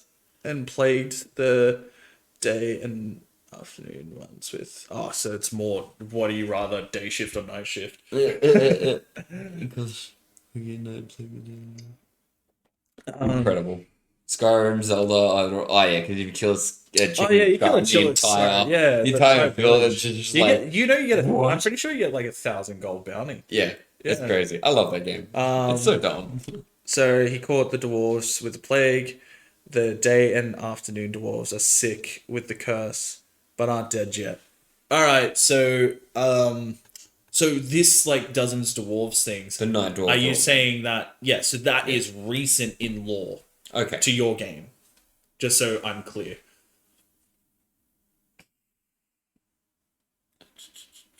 Enemies don't de-aggro when you kill a chicken in Skyrim. Actually, Yeah, no, they don't. I've never. They 100% don't. I've killed a chicken, then I've died. I'm like, yeah, I don't know why that happened, and I realized I accidentally shot it. Like from a distance. I hate that trying to so kill much. something, and then I kill a chicken, and I'm like, die. No, the worst one is when you're in Whiterun, because everyone always goes to Whiterun. And there's a main story point where I think it's actually in the vampires thing. Yeah. The vampire enters the village. Yeah. And so you have to go and kill the vampire, but all of the guards swarm around him as well. So if you're using a two-handed weapon, the way the animation works is you go like this. Oh yeah, and you hit the guards. And so you hit the guards, and so then you get 1,000 gold bounty, and then they kill you once the Yeah. They always get in the Vampires. way. The guards always get in the way. Every single time. Dawn Guard, is it? Every single time, though. Yeah, no, it is the Dawn Guard DLC. Yeah. I love the Dawn Guard DLC. Oh, it's great. But my God. Not for the fact that they Two-handed weapons revamped are broken Vampire, in and that Vampire game. became one of the best things to play Oh, yeah. as, but it was just Vampire Lord. more of the fact of like just the story was so good. Yeah, yeah. Yeah, it is the best DLC in my It's opinion mad. because it just added so much. Also, and added a really good boss fight. That's one thing that Skyrim like was missing half the time, because like you look at like Alduin, right? Yeah. And he was quite easy to defeat. You defeat him at like really low level. Yeah. But then you look at like a troll, and then the troll just kicks your ass. Sometimes Even after you went and killed Alvin. Yeah. Yeah. But then you look at the fight with the Vampire Lord, and he was just generally hard. Yeah. It was a good fight. I'm like, yeah. That's why I love Dark Souls. And you can't marry the best grill. First of all, There's if a you grave, play on a village, computer, you can marry any grill you want.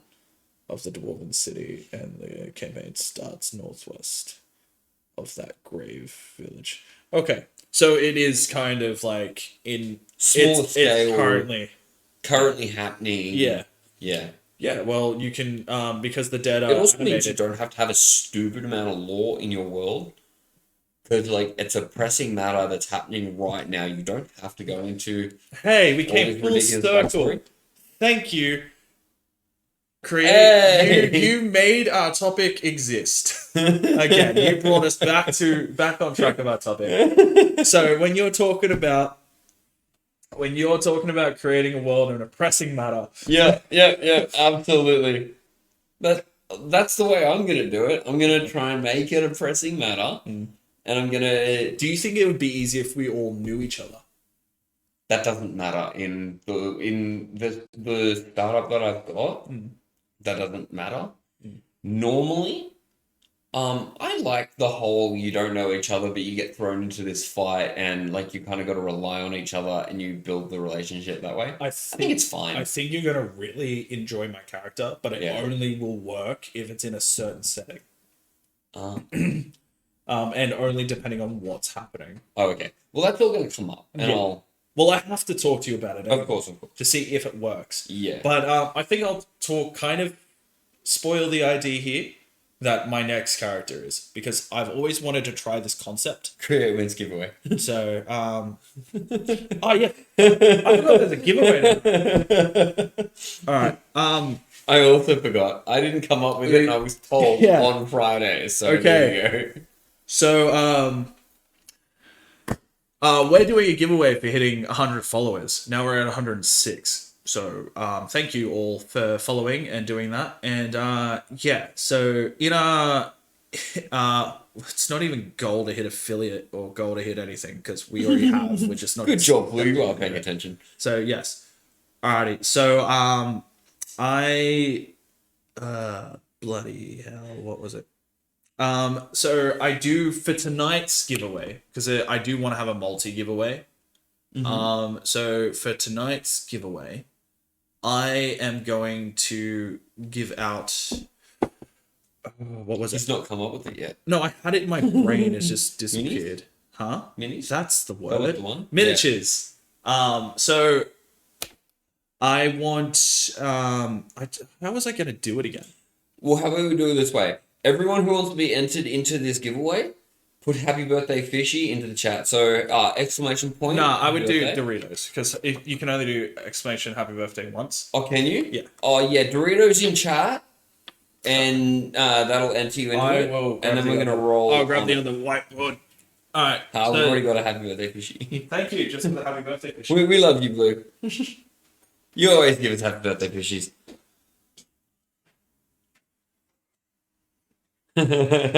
Tomba, I don't actually have any minis. Sends many Doritos immediately. So, for the first giveaway of tonight, there will be more giveaways throughout, but you guys will be able to yeah, the emote, you did it right. yeah. So could you write down their names for me? So I sure do have. for the giveaway, the prize for this giveaway is not only just a miniature from Hero Forge, but a miniature personally painted by us for you. And we will be mailing it to you. So again, you just don't pay for any of this. You get your own custom miniature and stuff. And I'm not bad at painting. He calls me the Bob Ross of painting. He is the Bob Ross of painting. So anyway, that is the first one tonight. So yeah, anyone that wants to be in, we're more than happy to send it to you. And what we want you to do as well is I've entered you, Don, but don't worry, bro. Yeah, you're in, man. You're in. Alrighty. So you guys enter this. We'll send you a miniature. That will be all. You go through the Facebook link, which we'll put into the chat, and you send us a photo, like a screenshot of front and back angles of your character, so that way we can actually paint it the way you want it, and we can also do it the pose like you want it, all that stuff, and then we will. Donva doesn't have Facebook. We'll figure it out.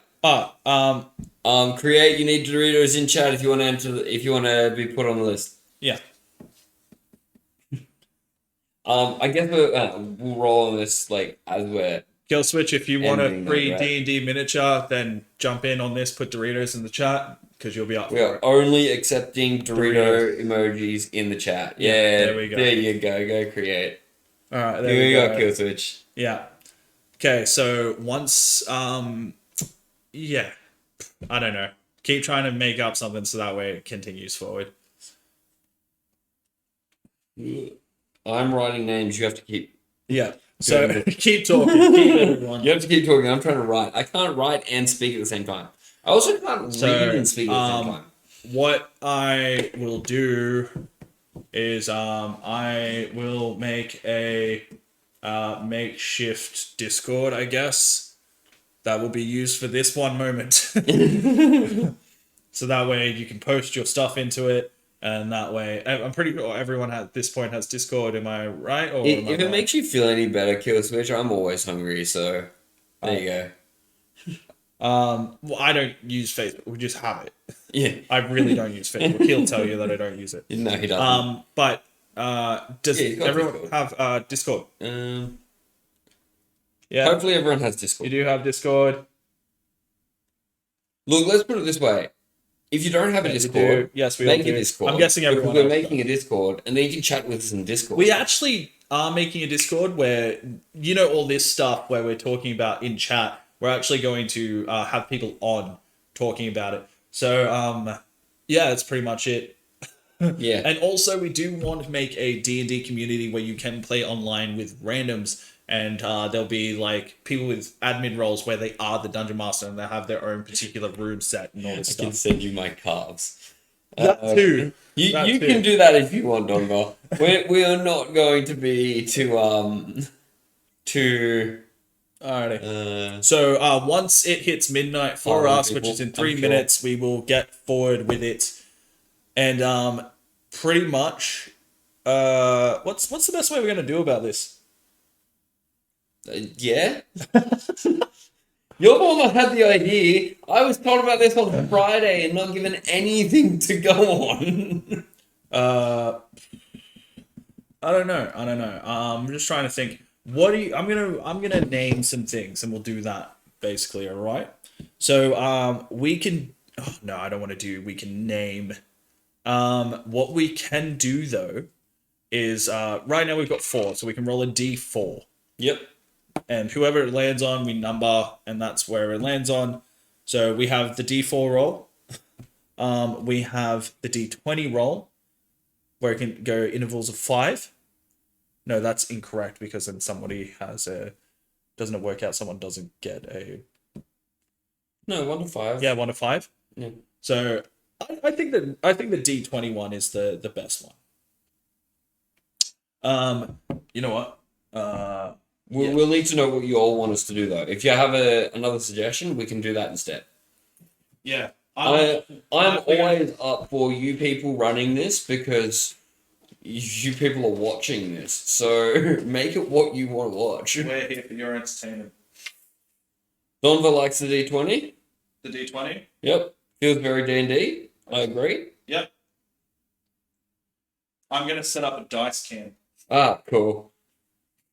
Are you gonna just mess with the whole stream layout? No. Too? Or are you just gonna like change the camera? We already have a dice cam set up. Remember we did that one weird online one where we sat and we were in the corner of the screen. Oh yeah, I do remember that now. Yeah. He's right. This was always a thing. I'm just turning on one of the cameras. You're good, mate. You're good, Create. Feel free to jump in and out. You're already down for it, so we'll end up getting it to you as long as you're gonna jump in to a further podcast at some point, so we can actually tell you. Well, we're about to roll it. Yeah, but like they left for a hot minute and don't know what's going on right now. Oh, okay. We're talking about how we're going to sort out how we're doing the giveaway. We're currently setting up a dice cam so that you can watch us do it.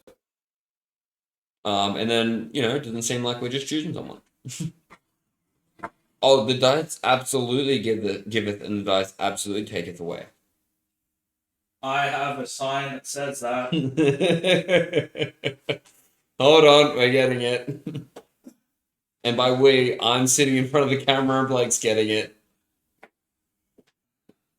Put it in front of this, because that'll work better. Yeah.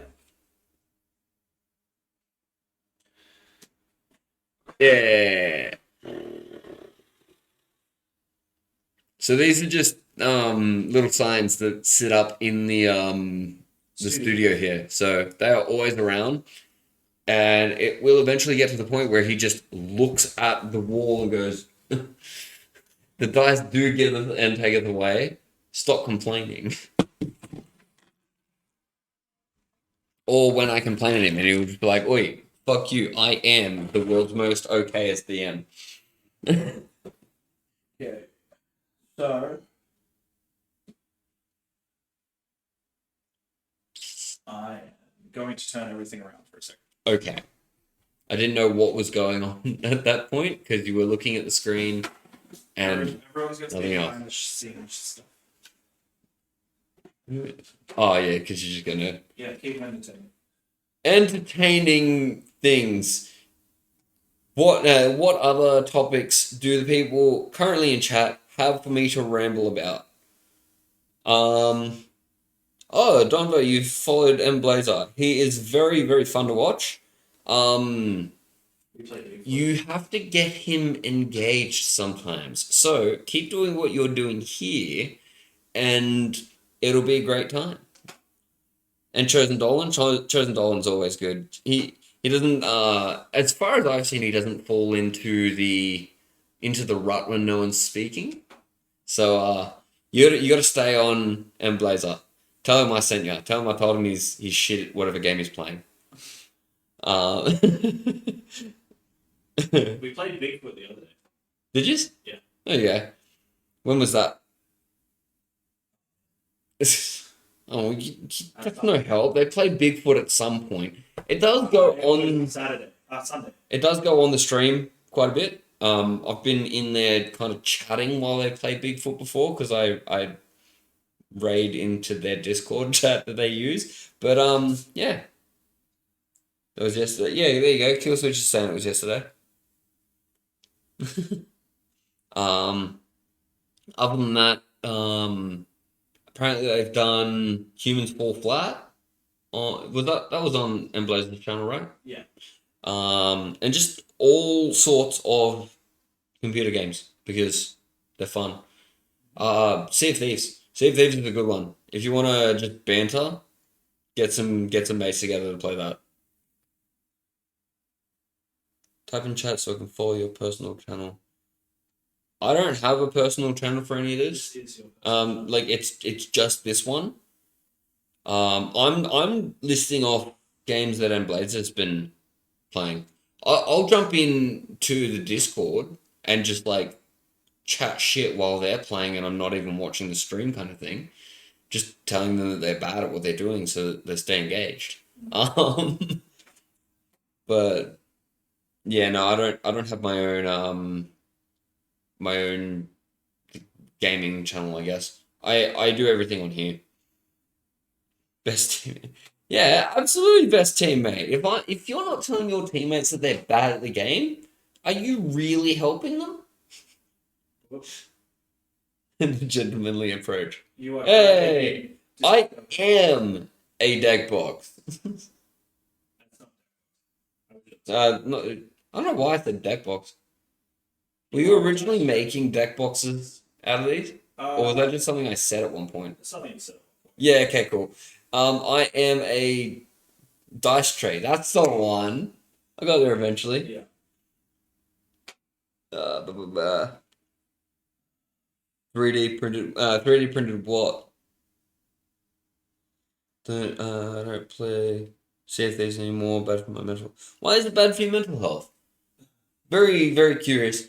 Because I play that game when it's mostly my brother playing, and I go sit up in the crow's nest and drink until I'm puking and falling off the crow's nest and just getting into all sorts of trouble, shooting at megalodons when they don't want to fight them, so that it starts off at attacking you. The fun stuff. Sailing solo. Yeah, I feel like that could be really frustrating. What do you mean you don't have friends? Let's get you in on some games, bro.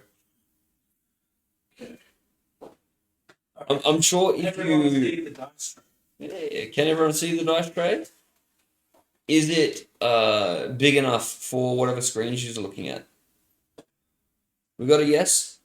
Looks like a book when closed. It's meant to look like a book when closed. So that's good. I'm glad it does.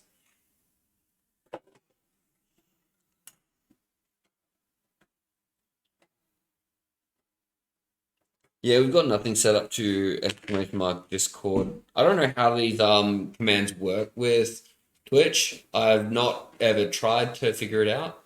So I don't know. Maybe we'll end up getting whatever Discord we make here will be our official one, and we'll get it in with that. And we'll just work based off what we're starting with. Yeah, exactly. And then that'll end up being added into. So, just Excellent. letting you guys know, Yeah. throughout the rest of the upcoming week, we will be having more giveaways and stuff. This is just our basically our first day of doing it, in a sense. Alrighty, so in chat right now, I don't know if I can set a poll. Holy dice, let Charlotte live, because we're already in. That's a bit too hard. Alrighty, guys. So we have two Pronouncing it different wrong. dice. Alrighty, that we're gonna decide to roll. I picked one of my players' dice up. So I'm gonna flip this closed. Alright. So to start off, we have a pink dice, and then we also have our light, like turquoisey blue dice. Which dice are we rolling with for the first giveaway? Also, can you people see that? Because I can't. I am very blind. Oh yeah, I can see it now that I turn it. So We got pink. Pink was the first one. Turquoise was the second to come through. At least on mine. alright, so we got two. So we've got one vote for each. Blue, jump in real quick, or kill switch, jump in real quick. One blue tiebreaker. Alright. Blue, what are we doing? Blue. Alright, that's Kill kill switch switch. said blue, but I mean I'll take it. I'll take it Roll the dice to see what dice. to roll. Yeah, scroll. No, we got 2 votes for blue. The first one's gonna be the blue die. Okay, so the first giveaway of tonight, which I will do the roll of. So Jacob will number who is what, and I will not be able to see them because they're behind this. So I am going to put away the pink dice, and we're going to grab the blue. Okay, so funny enough, I'm gonna roll. I'm gonna say a result. And pretty much he's the only one that's going to know who won and then announce it to you guys. Yeah. Alrighty, so the winner of this one will get a Hero Forge miniature that will be custom painted by me and be sent to you. And just so you guys know, we will be printing them off, and we use a resin printer as well as a PLA, but we will be using resin for this. And you can call it divine intervention if you want. Yes. That is totally So fine. design it however you would like. No, we're not doing advantage. No. No, it doesn't make any sense. Alrighty, guys. So let's find out who tonight's lucky winner of the first giveaway is. 3, 2, 1, 19. Ah, cool, because I can't read that. That'd be Killswitch. Killswitch 27. Killswitch 27. So just show the results so everyone understands. Here you go. Whoop, knocking that over. So Don't knock things over. 19 was the winner for this first one. So that means if you look here, hopefully everyone can see and read his bad writing. It's not that bad. Oh, I think I put it just out of frame. Okay, blue's really bad. Sorry, bro. So there we go. I don't write things anymore. All right, Killswitch. You get to create your own D&D mini that we will send to you. I'm pretty sure I can just give it to you in real life if I believe you are the person that I believe you are, because you've been going by that name for a very long time. I don't know who this is. I think it is someone I know. So anyway, and now it is midnight. So we work. I mean, you work at the moment. I barely work. I'll work I'm soon. jealous. No, I don't like it. Alrighty, awesome. So thank you guys for joining in. We're going to 1 to 5, Donva. Sorry, it is my bad writing. But- 1 to 5, 6 to 10, 11 to 15, and 16 to 20. If you would like to know as well, this is not the only time we're giving away a miniature. We will be giving out more this week. So just tune in. We'll be able to figure that out. We're going to do one at the start of our next two KDPs. The way Oh, it's it's in just there. showing it backwards. Yeah. Yeah. Yeah, because we've not flipped these cameras. I literally just realized. No, I haven't. I just put it on. No, like, at all, though. No, I meant like in this. No, because I usually flip it in this. Yeah. So I can just do this. Transform. This one. Nope. Yeah. I Is that can't. making it easier or harder? I'm sorry, people. There we go. Yeah. Now people will be able to read it. Maybe. Yes. Yeah. There you go. Fixed 1 to it. 5, 6 to 10, 11 to Alrighty, 15, 16, so 20. on Wednesday we go live at 8:30 Australian Eastern Standard Time, and Aw, which if you'd looks like like to know, that's Japanese. 2 days from now. And then also on Fridays we do it as well. At the beginning of both of those streams, on the announcements, we'll be giving away 2 more things. One of them will be a miniature. One is going to be something else. I don't know what something else was. Same. I heard about a miniature. Something else. Alright, so anyway, guys, we're gonna go raid a smaller channel, and as that sign has fallen down and told us it's time, It is time to go. So anyway, thank you guys for joining us. You'll catch us here next Monday, and we'll see you guys on the next episode. But before we go, does anyone have an idea of who we should raid? I'm thinking that we're just gonna raid a smaller channel. Australia, what time? Which is what time zone? It's plus 10 Greenwich Mean Time. Yeah. So if you just tune in to kind of like 2 hours ago, where you are right now, that's the time we go. Yeah. It's 8:30 Australian Eastern Standard Time if you want to look it up that way. Yes, 8:30 sometimes. Yes. We try our best. Look, we're called the Technical Difficulties Podcast. If we start later, it's just one of the technical difficulties, all right? Yes. I count this. Okay, so I'm looking very far away to try and not find a rerun or someone who's coming back soon. Also, obviously, you've all seen the Nightbot. It's been saying it every time. M_Blazer streams on his Thursdays. Yes? Thursdays at 7:30.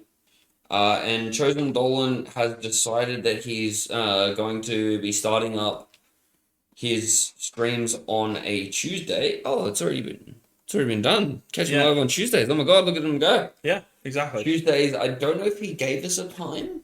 Probably.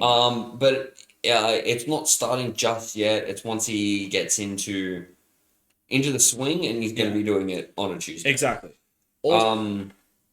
Yeah. Also, we play D&D at 8:30 Australian Eastern Standard Time, Wednesdays and Fridays, 2 different groups. You can catch me on on Friday specifically. You can catch me every one of Yeah. them.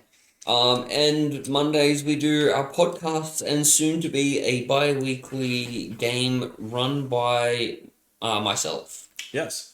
It'll be my first campaign that I run, so come and laugh at me and yell at me in chat and tell me I'm doing a terrible job. Alrighty, and the person that we are live streaming to is called Chaotic Order. They have less than 50 followers. They have a I'm on it now. They have currently one person watching them. So let's give them some love. Everybody who's in this raid, join the raid at least at the start to say hello and show the community that you're quite fond of it. Alrighty, so I've started the raid. Alrighty, and thank you guys for joining us. We'll catch you next time. Alrighty. Cheers, guys. Alrighty, and I said that way too early, so it's still going. And Kill Switch, message me. Come back, create. You might win the next one. Yeah, bye. You too, Dodver.